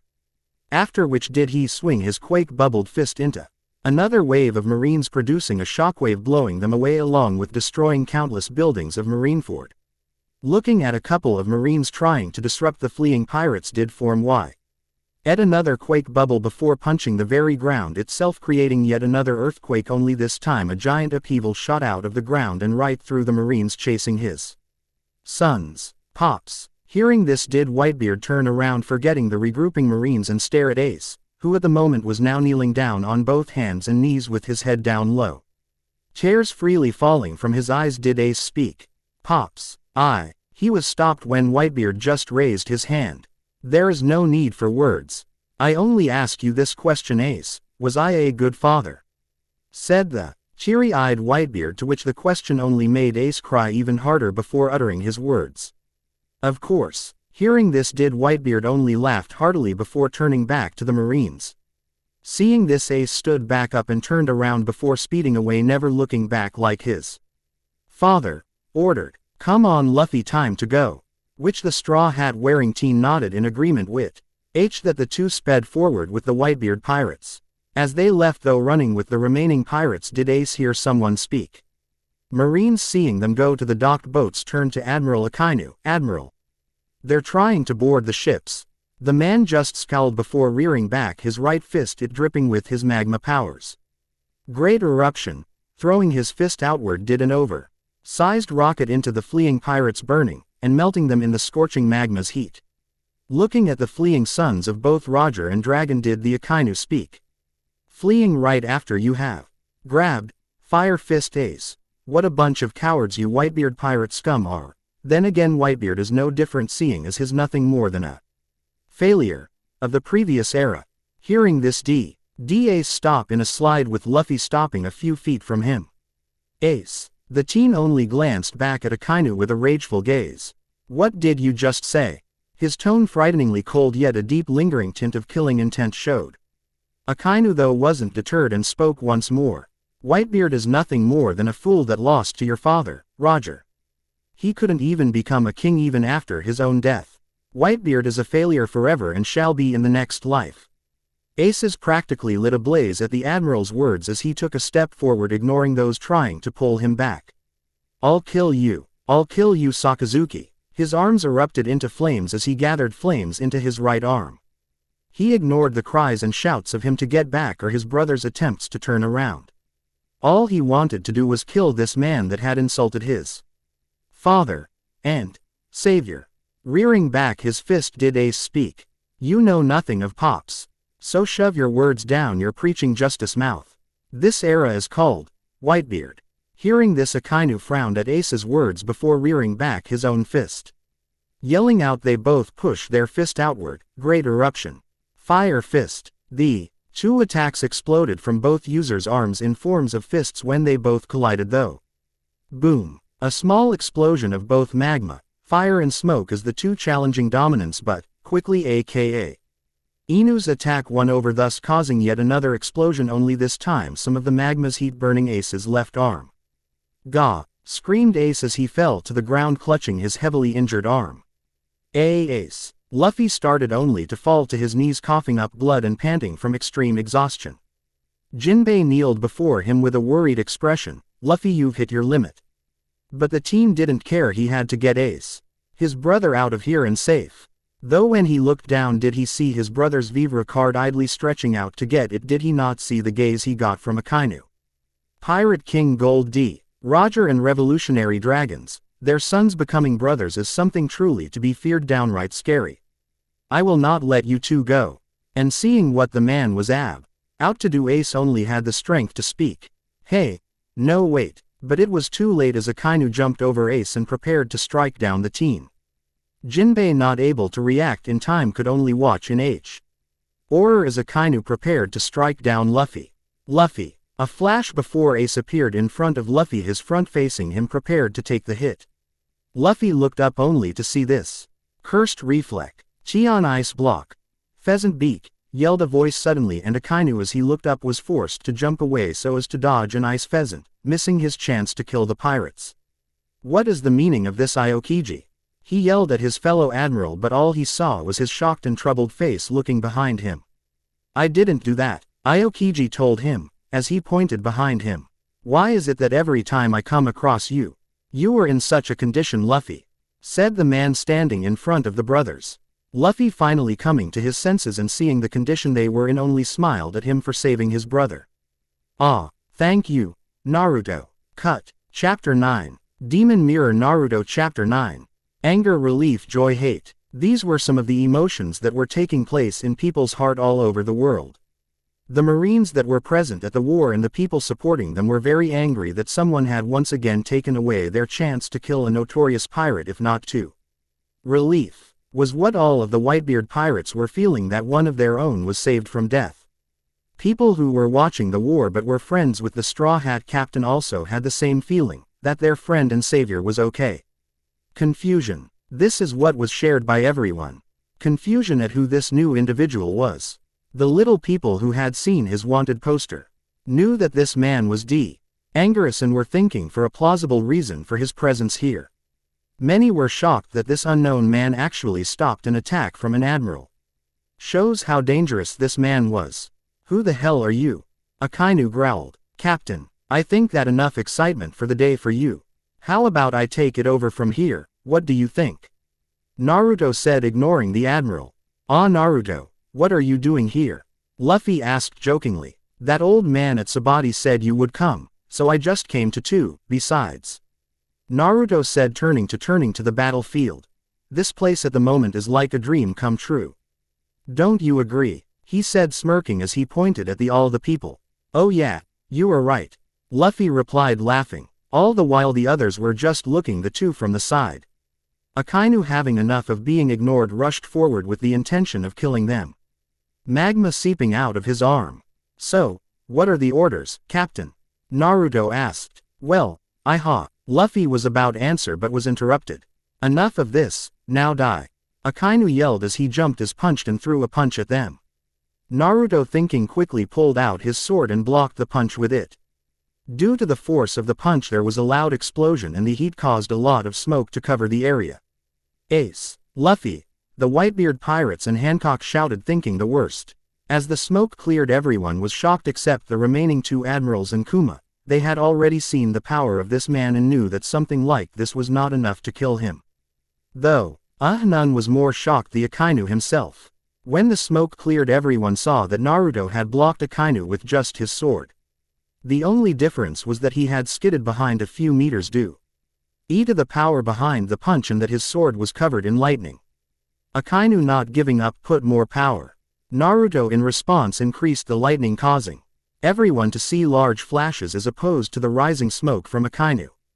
Luffy, you look tired, so how about you take your brother to safety? Besides, he looks like he would need someone to protect him. Who better than you to do so? Don't worry, I'll take care of the admiral. He's the only one I have yet to fight after all, he said without taking his eyes off the admiral. Luffy was about to protest but thought over Naruto's words and knew that he was right. Both he and his brother were in no condition to fight and he knew that Naruto was strong to come out of this alive too. With his decision made, he nodded to Naruto. Very well, take care of yourself. Oh, and if you could help that old man do that, he said pointing at Whitebeard. With all said, he ran, taking Ace with him. As you wish, Captain. When he was sure that Luffy was gone, he turned his attention to the admiral and focused solely on him. You were going to punch a hole through them, weren't you? Let's see how you like it when someone do that to you, he said as he twisted his sword, freeing it from the deadlock and got under the man. Mirror sword. Lightning style. Lightning spear. A huge hole was made in the admiral's chest, causing magma to spray all over the area. Naruto was unfazed as he just let the magma pass through him.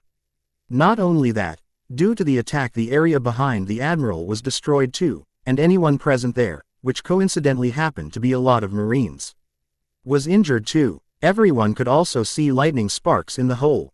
Naruto, seeing that he couldn't directly attack the man due to the magma, started thinking of ideas to attack him.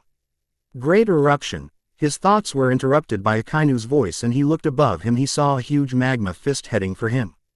Unthreatened, he just passed through the man coming behind him and prepared to once again attack him. Naruto, as he was about to swing his sword, was stopped by a large amount of huge magma fist coming towards him.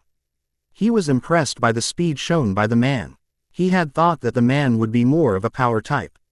Nonetheless, he just brought his hand forward. Mirror wall. Some amount of the magma vanished with the shockwave while he let the other pass through him as he once again ran at the man. Akainu followed the suit as he too charged forward.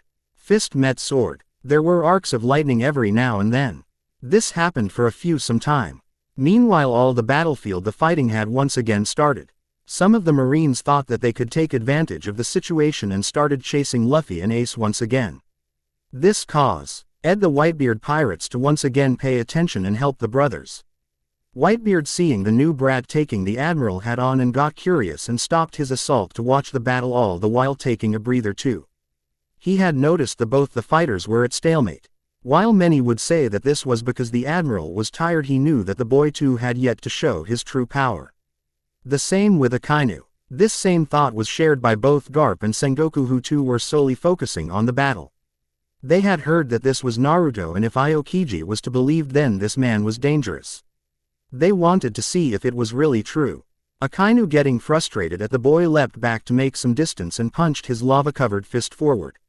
Anagami Gurren, G-headed shot of magma shot out of his fist and charged at Naruto. Cursed reflection. Ice block. Pheasant beak. Naruto once again launched incoming dog. This actually caused all the fighting to stop once again. Naruto's actions had once again shocked everyone.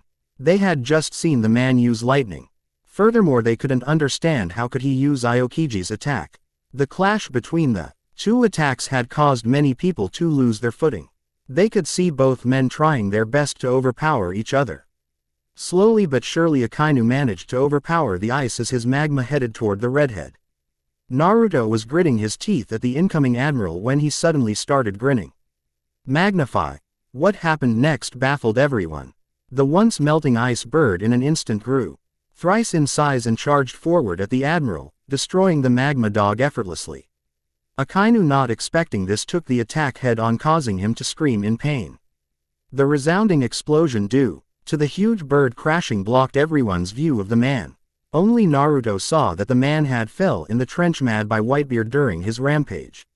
"Are there any ships intact for your crew in the off chance that they could leave?" he asked the huge man.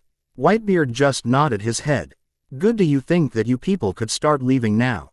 Ace has already been taken to safety. You people should leave too. I'll cover for you," he said. "I don't need your help, brat. While I am grateful that you saved Ace, don't think that you can order me around." Whitebeard roared back. "Well, too bad for then. I have orders from my captain to help you. I intend to follow them." Naruto grinned. They both went into a staring contest, neither giving in.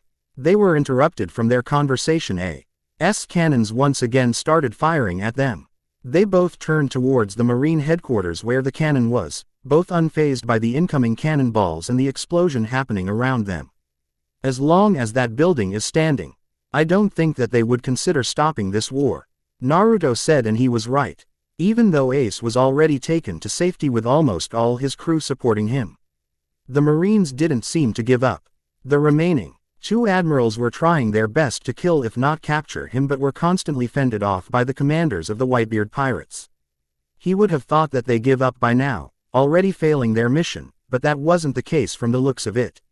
He was brought out of his thoughts by a tremor caused by the older man destroying much of the landscape once again. Grinning, he too was about to attack in order to help the old man, but was interrupted by a Marine shouting. "Look, there is someone hiding there," he said, pointing at the shadow behind the now half-destroyed Marineford headquarters. And fair enough, there was a giant hiding there. "Ah, they found me," the giant said. "Not only that, who are they on the scaffold?" Another Marine said. "True, there were people standing there." "Oh, they finally noticed us," came the voice from the scaffold. Upon closer inspection, Sengoku identified Edward Teach, also known as Blackbeard, among them. Not only that, but the other people were identified as some of the worst criminals of the world who had escaped from the Impel Down. "It's you. How did you all get here?" Sengoku shouted. "Why are they here?" murmured some of the Marines. "You bastard," Whitebeard growled at Blackbeard. "They are the most heinous criminals whose existence has been because of their brutality." A Marine said. "They are the Blackbeard pirates." "Ziahahaha. Long time no see. I am glad that I am present at your death, Pops." Blackbeard laughed. "Teach," Whitebeard growled. "Shiryu, you bastard," Sengoku shouted. "What happened to Magellan? What's going on at the Impel Down? How did you guys get in here?" Shiryu just grinned evilly. "I think the fact that we're here is the answer to your questions, don't you think?" he said. "Fleet Admiral Sengoku-san." All of the Blackbeard pirates laughed at this, causing the Fleet Admiral to grit his teeth. "If you wanna know more, why don't why? Shut up." Shiryu was interrupted by Whitebeard shouting. "I don't give a damn about any of this," he said as he raised his arm, focusing all his power in it.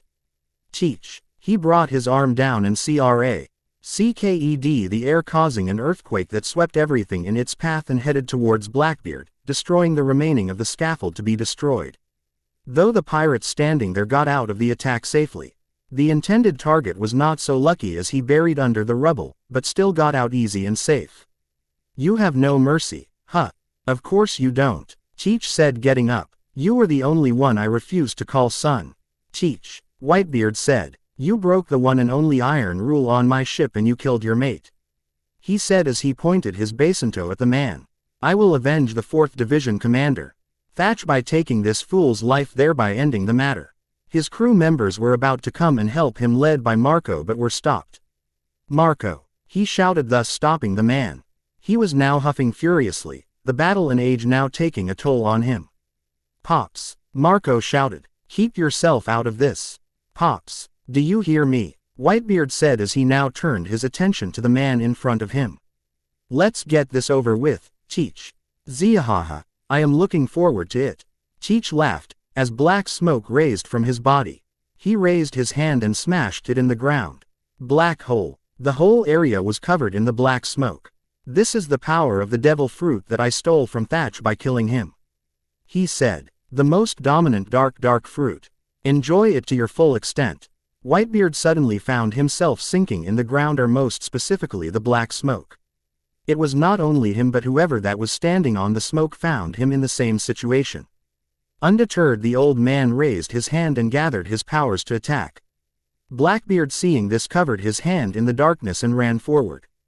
Oh no, it's no use. There's no devil fruit that work against me, he said. Just as the older pirate brought his hand down, he intercepted it with his hands. Vortex. Everyone saw that the power of the earthquake was sucked into the black, thus rendering it useless. Blackbeard, using the chance, punched him in the wound, causing him cough blood. Not giving any chances to the man, he grabbed his hand and once again punched him.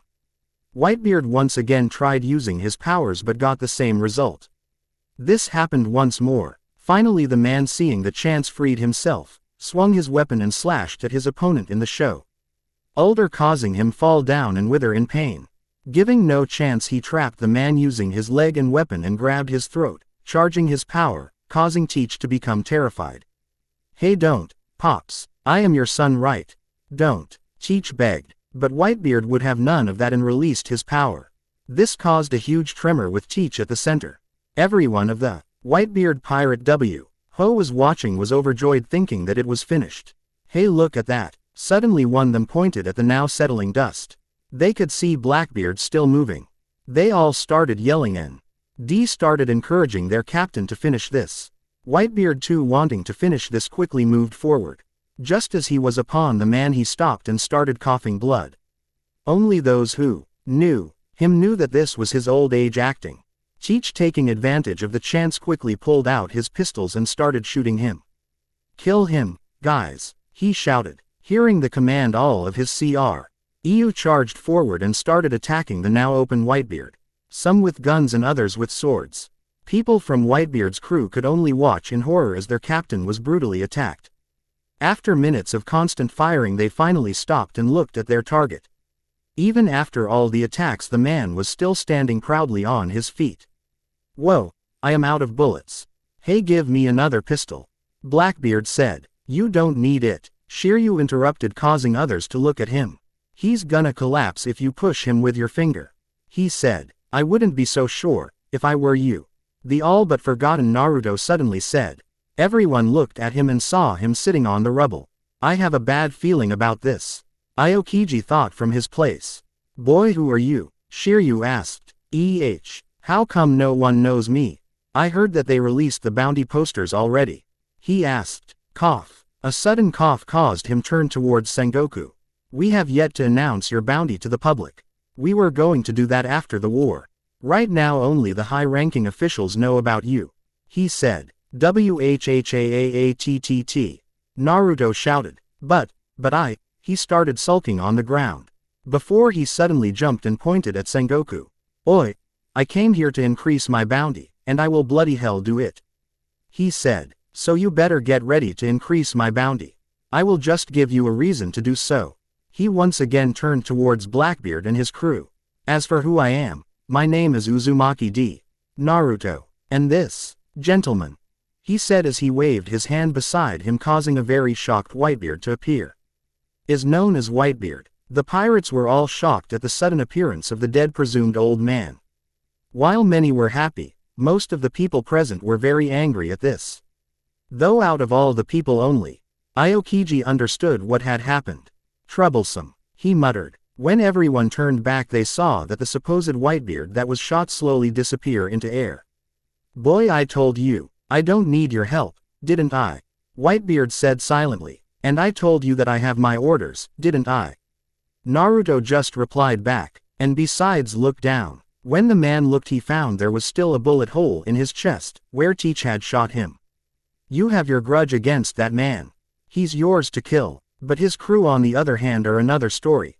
Also no one said that I couldn't fight him myself. I just can't kill him, he said. He would have said more but was interrupted. Oi, brat, what did you do right now? I was sure I killed him. Teach yelled. Of course you shot him. But the one they shot was just a mirage. Naruto replied back. For your information, I ate the Kagami no mi. I am a mirror man. A devil fruit a paramesha at that. This would be easy. Teach grinned. You should have just sat quietly, boy, because no devil fruit is more powerful than the dark fruit. Black spiral. He yelled and raised his hand at Naruto. Naruto, feeling the effect, immediately tried to resist the force but gave in with the increase in force. Those of higher ranking could still see that there was no sort of tension on his face. He was still calm as ever, causing them to believe that he had something planned up. As he was pulled towards the now grinning pirate, he slowly reached his sword and prepared to make an opening. The Blackbeard pirates, who were grinning like idiots, were taken by shock when the incoming redhead just passed through their captain. Just as he passed through his opponent, Naruto landed and spun on his heels, slashing on the man's back. Too bad. I can't kill you, but this should suffice too, he said as he once again prepared to slash but was forced to block an incoming slash from none other than Shiryu. After some clashes, he made some distance to analyze his opponent but was not given any time and was on the receiving end of the whole crew. Getting frustrated of dodging, he just phased through their attacks and slowly vanished. Appearing near Whitebeard. Man, you people must be very desperate to kill me, huh? What have? Boy, get out of here. This isn't your fight, it's mine. Whitebeard once again said, irritated. TCH. Naruto pouted, before he started grinning. Then, how about I make it mine? He said before turning to Blackbeard. Say, you said you came from Impel Down, right? Did you meet Luffy there? He asked the man. Yes. Did you two fight? Yes. Did he try to kill you? Yes. See, that means that Captain considers you his enemy. And, anyone that my captain is my enemy, right? So that means that this is my fight too. Naruto reasoned, all the while grinning. Everyone who listened to him had his jaw on the floor. Aokiji just shook his head, already familiar with this attitude during his fight with the man. He believed that this attitude and adaptation with the situation made this man all the more dangerous. TCH, cheeky brat, Whitebeard said, before he turned to the enemy. Don't be in my way, he said without looking at Naruto. Oi, old man, I don't want to say this, but do you really want to lose your family out of some petty revenge? You were in no heel to fight, and you know that if something happened to you, your crew would not sit without trying to take revenge. Naruto suddenly said in a serious but quiet tone, so that only the man could hear him, stopping the man in his tracks. Watch your mouth, brat, Whitebeard growled. Very well, but please tell me honestly that if your crew could seriously take on that crew. You know that Ace had our 80 lost once, but will he sit quietly without taking revenge? I don't think so, Naruto replied, so please think before you act. Your crew already paid the price once, please don't do that again. This made the old man thinking. Even though he didn't want to admit it, the boy was right. If he had just listened to Shanks and recalled Ace back, he could have avoided all this. But he didn't listen, and not only Ace but his entire crew paid the price. He knew that many of his sons had died today, and if he didn't stop he could lose more. Making his decision, he stopped and turned a little so as for Naruto to see his eyes. Very well, brat, do as you wish, but remember that I would be the to kill him, he said. Thank you, old man, Naruto replied. Oi, enough of this chatting, Blackbeard said, charging his powers. Black spiral. Both Naruto and Whitebeard could instantly feel the effect of this. You really are persistent, aren't you? Naruto said, resisting the force. He raised his hand, acted his stance, and pointed at Blackbeard the same way as the man. Many were wondering what he was doing, but only Aokiji knew what was going to happen. Cursed reflection, black spiral. Everyone was shocked at the result. Naruto, who had just announced his devil fruit, was using Blackbeard's power on the said man. Due to the force being same from both the sides, he was able to nullify the effect. One of the people present were more shocked than Teach himself. Not only was he shocked, he was also enraged. He had searched his whole life for this devil fruit. He had faced countless dangers for it, killed so many people, but now this brat had come out of nowhere and was using his powers like nothing. He wanted to kill this brat. He will kill him. But still there was one thing going in his head. How did he do that? How can a devil fruit surpass his fruit? How? He made his thoughts vocal. What? Naruto asked, confused, not hearing properly. How did you use my devil fruit's power? He shouted. Well, why don't you come and find out yourself? Naruto cheekily grinned. Grr. Teach gritted his teeth. He raised his hand and charged an all too familiar attack. Black hole, he shouted. Naruto smirked and mirrored his actions. Just like everyone else before him, Teach felt as if looking in a mirror. Cursed reflection, black hole. Another wave of darkness erupted and clashed with the one that Teach made. Both trying to overpower each other but none being successful. After few minutes of the clash, both stopped their attacks. One smirking and the other glaring. What happened, man? You came here all the way to Marineford saying you would kill him. Naruto said, pointing at Whitebeard. And something about ruling the world. But now, you can't even do shit. I bet you thought you could take advantage of the war and kill a heavily injured old man easily, didn't you? Even now you are afraid of him, aren't you? But in all this you didn't count someone coming here and interfering with your plans. And now you are vulnerable because the so-calleders didn't work against me. You asked me how I used your fruit's powers, didn't you? Let me tell you, the ultimate power of my devil fruit. I can copy any devil fruit I want. He told them. Of course, this isn't the only thing. There are many that even I don't know of. Naruto's this declaration caused everyone's mind to shut down. They couldn't believe what they had heard. A power to copy any devil fruit. With something like this, one could easily rule the seas if wanted to. And if that wasn't enough, there were more abilities granted. That weren't known even now. Who knows what they could be? Sengoku and Garp were now thinking on Aokiji's warning. He was right, this man was even more dangerous than Whitebeard himself. Thoughts along the same line were running in everyone's mind. While all this was happening, Naruto was having his own sets of thoughts. While he had just told them that he could copy any devil fruit.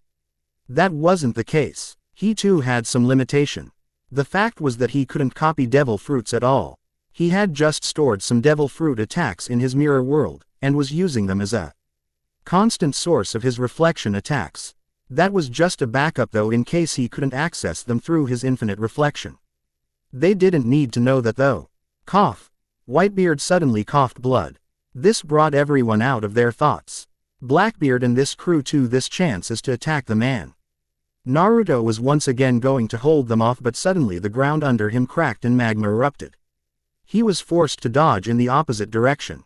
Having no way to intersect them, he saw the crew heading in the old man's direction.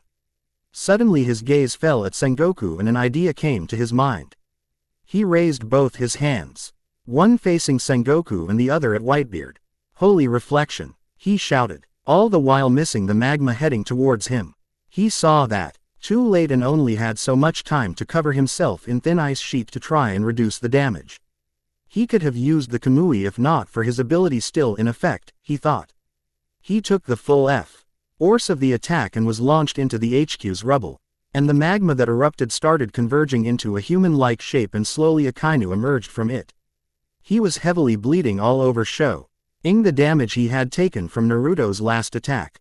On the other side, those who were focusing on the Whitebeard and his crew gasped as the whole Blackbeard pirate crew launched their attacks, once again causing dust to cover the area. As the dust settled down, the Blackbeard pirates were waiting gleefully for the result, thinking that they had finally killed the old man. But the sight that greeted everyone moved everyone to the core. There stood Whitebeard with not a single scar on his body. Even the wounds that he had received during the war recently were gone. Not only them, but the said man himself was shocked, not knowing what had happened. Oi! The rubble over Naruto slowly fell down to show Naruto lying there, with his clothes destroyed. Even though he had put a last-minute defense, he still had burns covering him all over. The effects are temporary, old man, better finish them right now. He said, slowly getting up. I will take care of him. He pointed at Akainu. I don't know what did you do. But thank you, brat. Whitebeard said as he was inspecting himself. He then focused his attention on the crew in front of him. Now, I can take care of you and avenge. Thatch's statement caused Blackbeard to grit his teeth in anger at the old man, but more at Naruto for somehow ruining his plans. Now, Blackbeard, whose plans were all slowly falling apart, had no choice but to face this monster of a man if he wanted to live. He had to face the strongest man in the world. Cut. Chapter 10. Author's note. Hey everyone, I am back and I know everyone has been waiting for this after the preview. So enjoy the complete chapter. Demon Mirror Naruto Chapter 10. Upon the last of their ships were the Whitebeard pirates, along with Luffy, Jinbei, and many more of the prisoners that had escaped the Impel Down. The crew on the orders of their captain were forced to flee. They were very angry at this at the beginning and wanted nothing more than to go back and help their captain, now seeing the destruction they were glad that they had obeyed the command. Furthermore, they were very much shocked at the power of the young man who had suddenly come out of nowhere and was fighting alongside him. Everyone except Luffy, who was grinning widely, wanted to know about this man. Break. On the battlefield, the war raged on. Whitebeard, heeding Naruto's warning, didn't waste any time, and charged towards the crew with his weapon raised. He now knew that it was a waste to use his devil fruit powers against their captain, but he didn't need that. He had enough of fighting experience to face them without it. The crew saw this and charged too. Fists, guns, swords, and all the weapons they had were raised in anticipation of the old man. While the Blackbeard pirates had the advantage of numbers. The man in front of them was the strongest man in the world, along with the fact that the man was currently all healthy and with full power.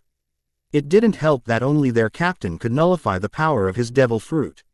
Not them. The crew didn't stand a chance. Slowly their numbers decreased because of the rampaging old man, until only their captain, Blackbeard, was alive. Everyone else was dead. Seeing the power and what happened to the crew, Teach could do nothing but cower in fear as he knew that he was next. He slowly backed away, trying to find a way to run, but even he knew that he couldn't. Not without his crew, not with the man in front of him at his full power. He knew he could only do one thing to even hope to escape. Fight. With that one final thought in his mind, Teach ran towards Whitebeard with his hand covered in darkness. The old man, not worrying in the least, stood there waiting for him to come. Just as Teach came in range, Whitebeard punched his hand forward, a white bubble covering it. Teach, seeing it, brought his own hand to catch and nullify the power. As he started to grin thinking he won, he was caught off guard when the older man punched him in the stomach, causing him to jump a little. He was then caught by the throat. He looked at his opponent cowering and his eyes radiating fear. He wanted to say something but didn't have any chance to do so, as his throat was literally crushed by the man. Whitebeard then threw him in the air and impaled him with his basinto, effectively killing him. Thatch, rest in peace my son, you have been avenged.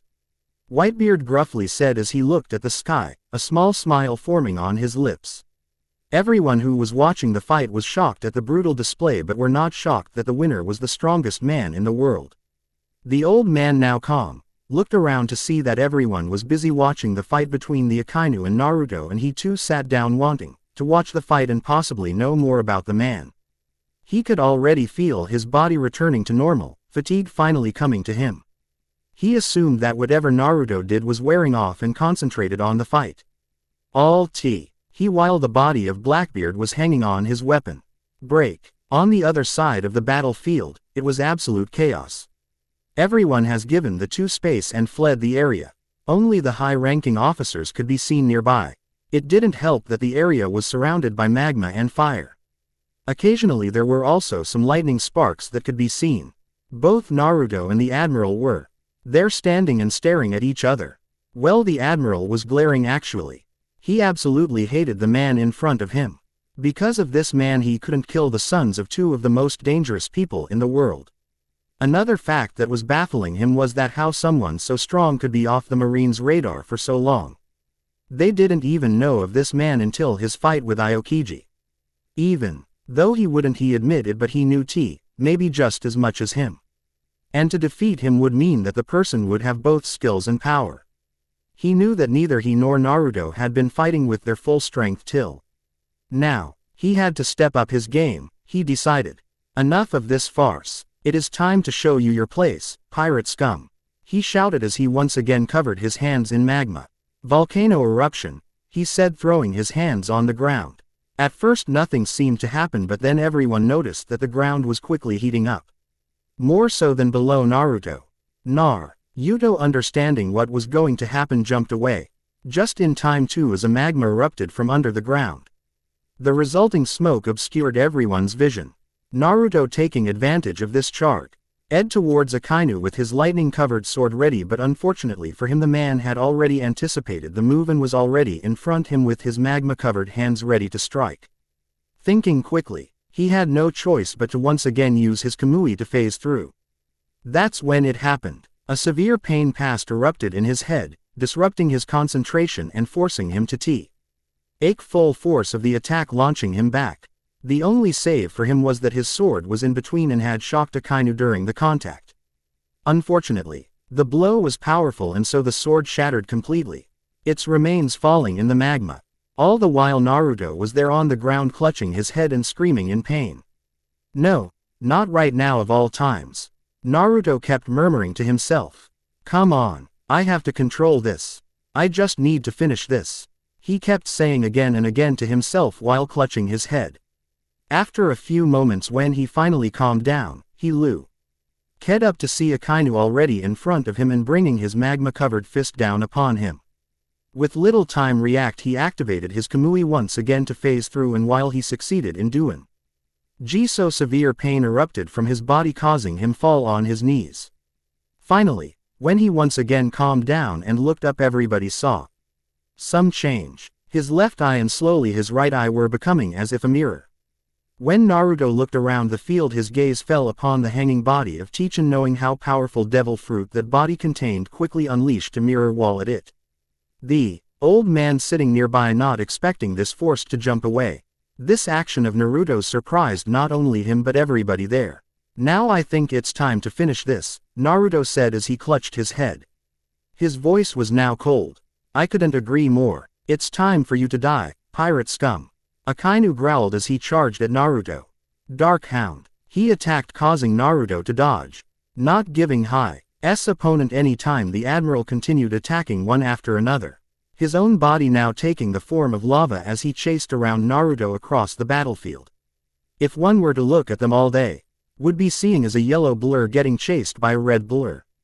At this point, the pain was becoming unbearable for Naruto and his body was starting to move on its own. It took all his willpower just to stay conscious and control his body. I need to finish this fast, he thought to himself. Or at the very least I think it's time to leave. He looked around the battlefield to look for Whitebeard, all the while still dodging the magma coming after him. Oi, old man, don't just be sitting there, we need to move, he shouted to the old man once he saw him just sitting there on the ground. You move to the ship, I have my own ride. I will follow you shortly. Very well, brat. Try not to die, Whitebeard replied, standing up as he started moving to his ship. Seeing Whitebeard move, Naruto himself started to look for ways to escape but was not so lucky as the remaining two admirals too started to attack him. Whitebeard too, seeing this, started launch shockwaves at them, allowing Naruto to focus on Akainu once again. Unable to control his powers properly, he started as much lightning as he could in his hands and launched it at Akainu while magnifying its power using his mirror-converted eye. The lighting was too bright for everyone present, causing them to go blind for a few moments, which allowed Naruto run towards the sea, all the while grabbing Whitebeard on the way.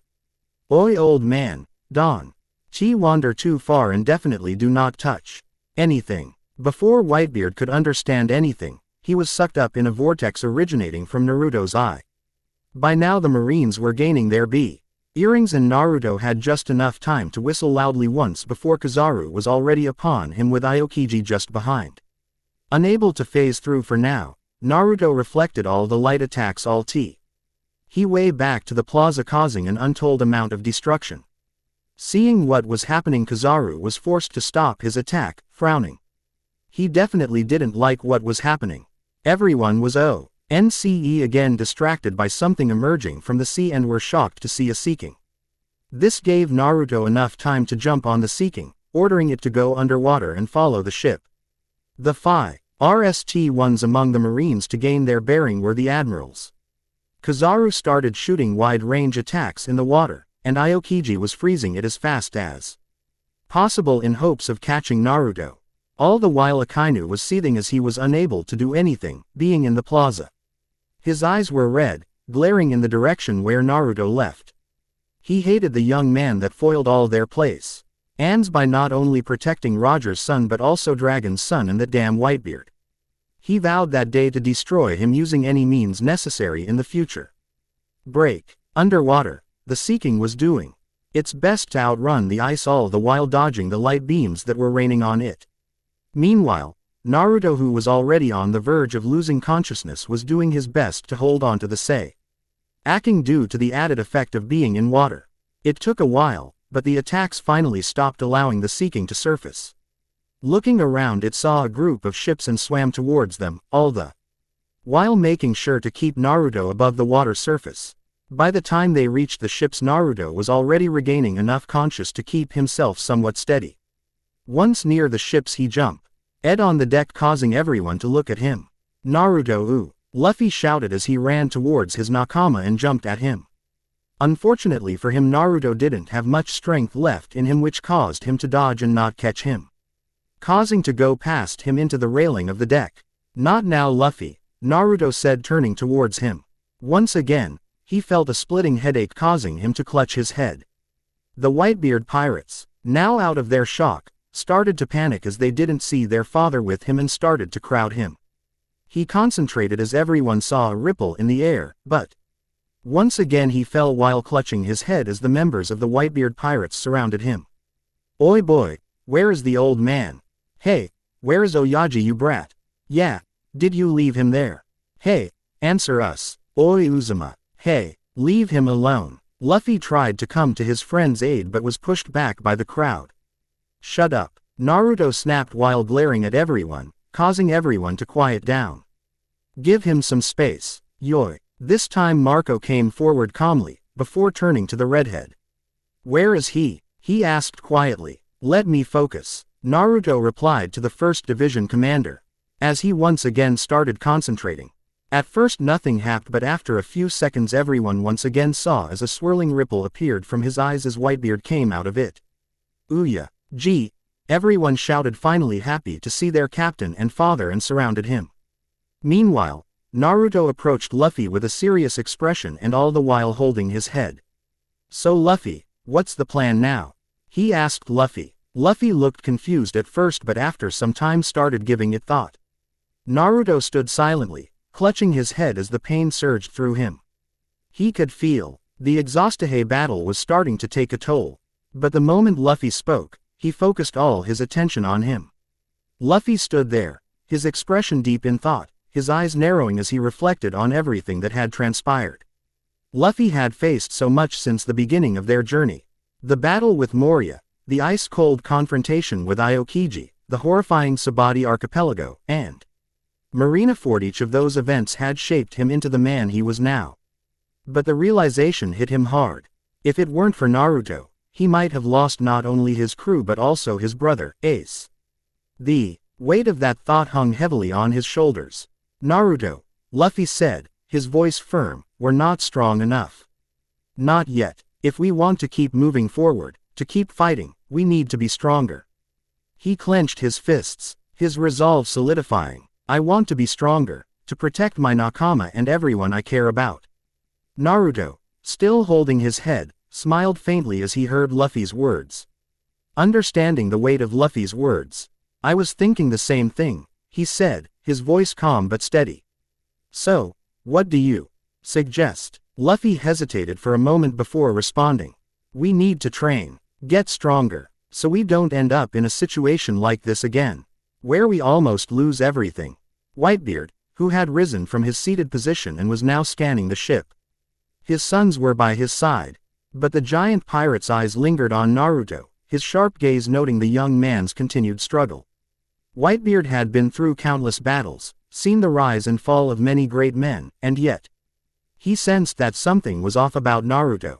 The young man had been clutching his head throughout the entire ordeal, and while Whitebeard didn't understand exactly what was happening, he knew that this wasn't the time to push him.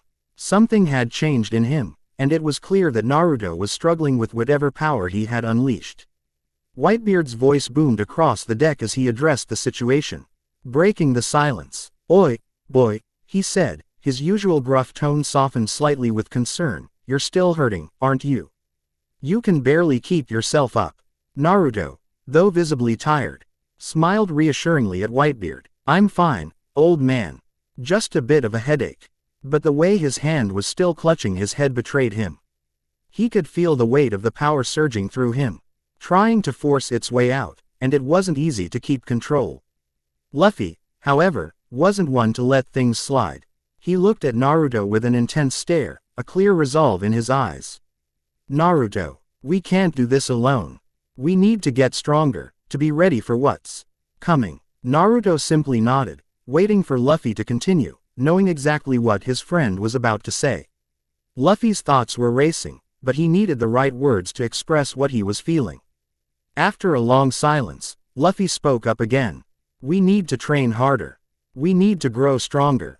If we ever want to take on people like Akainu, like Teach, like all those who will come after us." Naruto smiled at this. "I think you're finally getting it, Luffy. So what's the plan?" he asked, his voice straining, yet still filled with curiosity. Before Luffy could respond, Whitebeard, who had been silently observing the entire conversation, raised his hand and interrupted. "Oi, Straw Hat," Whitebeard called, his voice commanding attention. "I heard your words, and you were right. You are not strong enough yet. But you saved my sons. You saved Ace. As a repayment for that, I can help you train. I can help you all become stronger." Luffy stared at Whitebeard, his expression unwavering. "You're a great man, old man, but no. Ace was my brother, and I would have done it whether you helped us or not."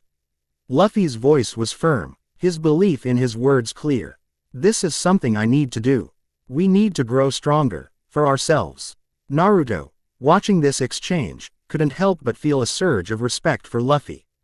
His friend's determination was unshakable, but he also saw an opportunity. If Whitebeard was offering to help, perhaps there was someone else who could use that assistance. A flicker of an idea crossed his mind. Turning to Whitebeard, Naruto spoke, his voice calm but insistent. "Old man, you're offering help. But I want to ask something in return." Whitebeard raised an eyebrow, intrigued. "There's someone who could use your help. Someone who would benefit greatly from your experience and strength."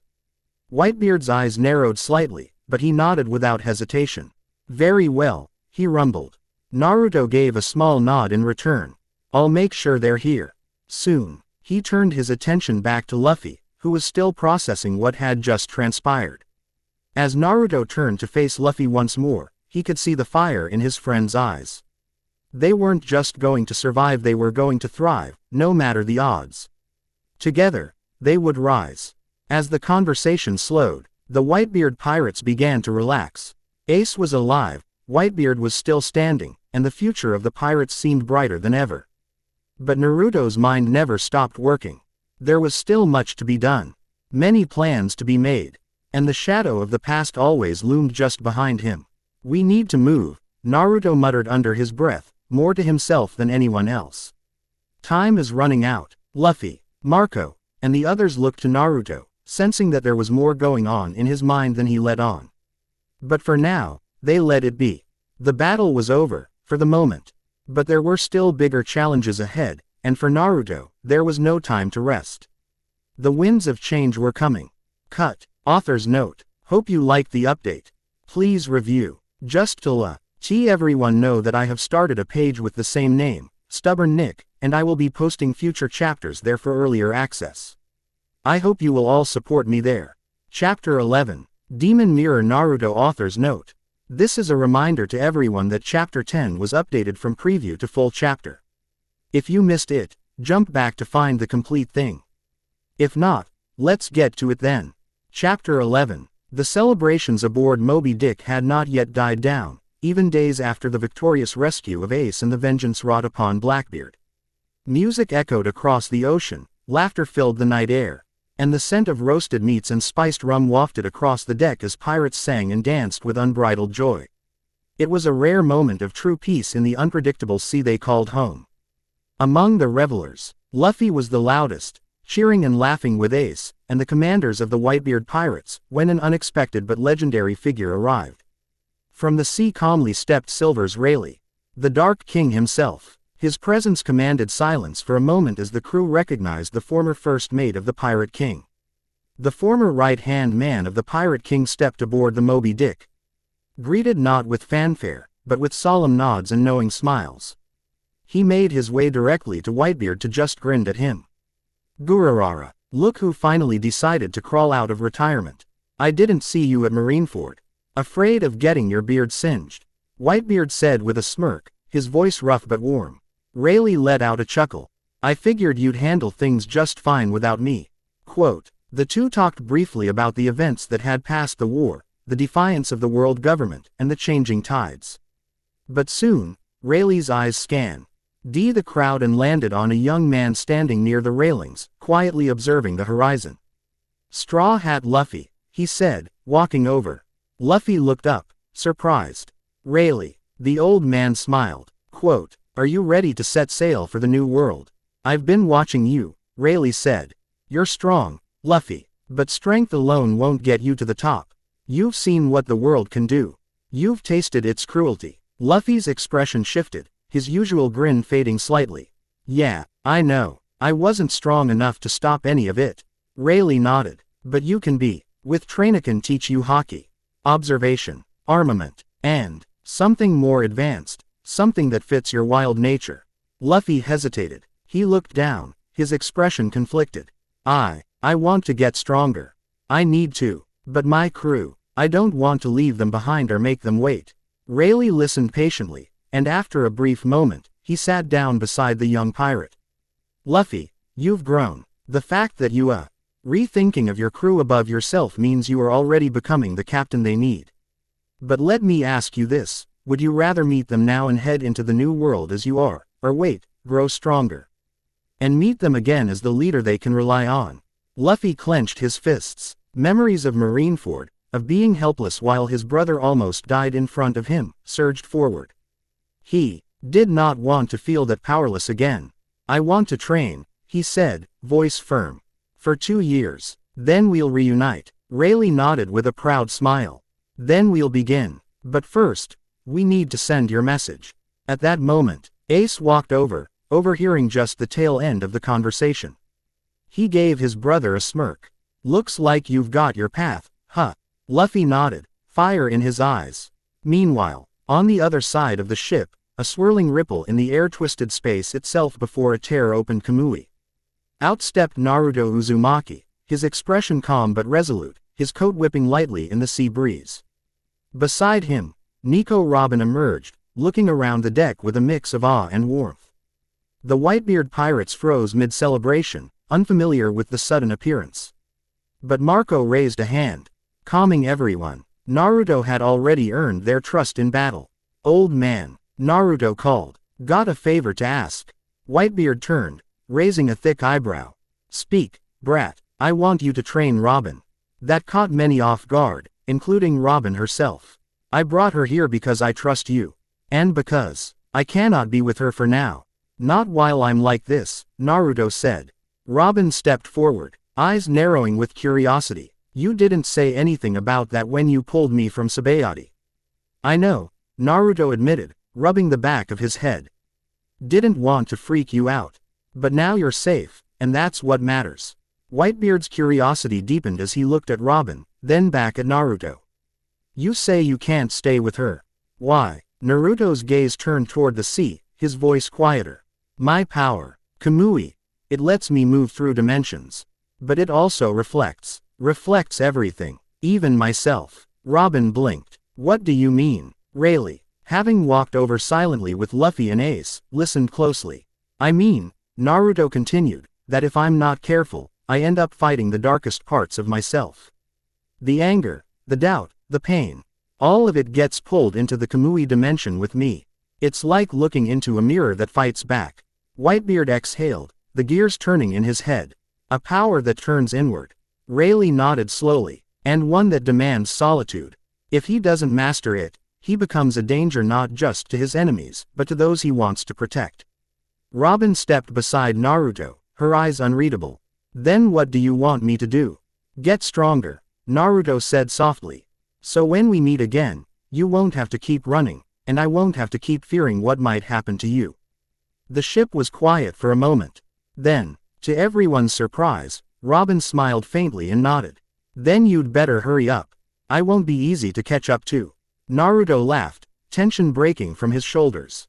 That's more like it. A few days later. A few days passed, and Luffy, now fully recovered, stood with Rayleigh and Jinbei at the shores of Marineford, not with anger or vengeance, but with purpose. Rayleigh stood beside him, a plan already laid out. The ruins of battle remained, a silent reminder of the cost of war. There, in front of the world, Luffy made his statement. He broke into the war-torn plaza with Jinbei and Rayleigh beside him. Ringing the ox bell 16 times, 8 to mark morning, 8 to mark rebirth. He held the bouquet in his hand, offering them at the grave of all the fallen. The broadcast went live. Luffy raised his arm, showing the message burnt into his skin. 3D2Y. It wasn't just a cryptic symbol, it was a promise. 3 days. 2 years. To anyone else, it meant nothing. But to the Straw Hats, scattered across the world, it was everything. Elsewhere across the world, Karaigana Island. On Karaigana Island, Zoro stood amidst the ruins, his body bandaged but his spirit restless. Perona watched him with a mix of irritation and amusement. When he saw the newspaper, he saw the image of Luffy's message, his grip tightened. 3 days. No. He means 2 years, Zoro muttered. Perona blinked. What? He's telling us to wait. To train. To become stronger. Zoro looked out at the horizon. All right, Luffy, I'll do it. I'll become the world's strongest swordsman for our crew. Kamabaka Kingdom. At the Kamabaka Kingdom, Sanji stared in horror at the newspaper, surrounded by enthusiastic Okamas. 2 years, he yelled. I have to survive in this hell for 2 years. But he understood. Beneath the tears and the nosebleeds, he recognized the weight of Luffy's decision. If his captain could endure pain to grow stronger, so could he, even if it meant facing the nightmare of Kamabaka. Weatheria. In the sky island of Weatheria, Nami stared at the newspaper with wide eyes. The scientists around her continued their weather experiments, but she was lost in thought. 3D2Y. He's telling us not to meet in 3 days, but to come back in 2 years, she whispered. She wiped her tears. All right, Luffy, I'll master this island's weather science. I'll be ready. Boeing Archipelago. At the Boeing Archipelago, Usopp wiped food from his mouth, staring at the paper as Heracles hovered nearby. Luffy wants us to train. For 2 years, he looked down at his own bloated stomach. I can't stay like this. I'll become a brave warrior of the sea. Heracles nodded proudly. That's the spirit, Heracles. Karakuri Island. At Karakuri Island, Frankie ducked behind cover as a wild cyborg animal fired a laser. Ah, quote. Then, he saw the paper. He grinned, despite the explosion. All right, Luffy, 2 years, huh, let's see what I can do with Vegapunk's tech. Torino Kingdom. In the Torino Kingdom, Chopper narrowly avoided being thrown into a stew. The natives turned their attention to the sky as massive birds descended. Then, he saw the paper. Luffy, I get it. I'll study the plants and medicine here. I'll be useful, I promise. Namakura Island. On Namakura Island, Brook was mid-song when he read the news. He paused, the notes fading. 2 years. Yo-ho-ho. Very well, Luffy. I shall bring joy to people until we meet again. And when we do, I'll have a new song just for us. Back on Moby Dick, Naruto stood at the ship's edge, Robin and Whitebeard by his side. It's time, he said. Robin looked up, her eyes softer now, yet filled with unspoken emotion. You'll come back. I always do, Naruto replied. He turned to Whitebeard, who merely gave him a nod. Don't die, brat. I don't plan on it. With that, Naruto stepped forward and vanished in a swirl of Kamui. The last thing Robin saw was the flicker of his smile. He emerged alone in the middle of the sea, whistling. From beneath the ocean, a massive sea king emerged, his loyal steed. With a single leap, Naruto landed on its back, and pointed ahead. Find me a quiet island. Somewhere no one goes. The creature roared in reply and swam into the horizon. As the waves faded behind him, Naruto looked up to the sky, where the stars shimmered like fragments of another world. 2 years, he whispered. Let's see what I become. Cut. Author's note. I know this was a short chapter, but I hope you liked the update.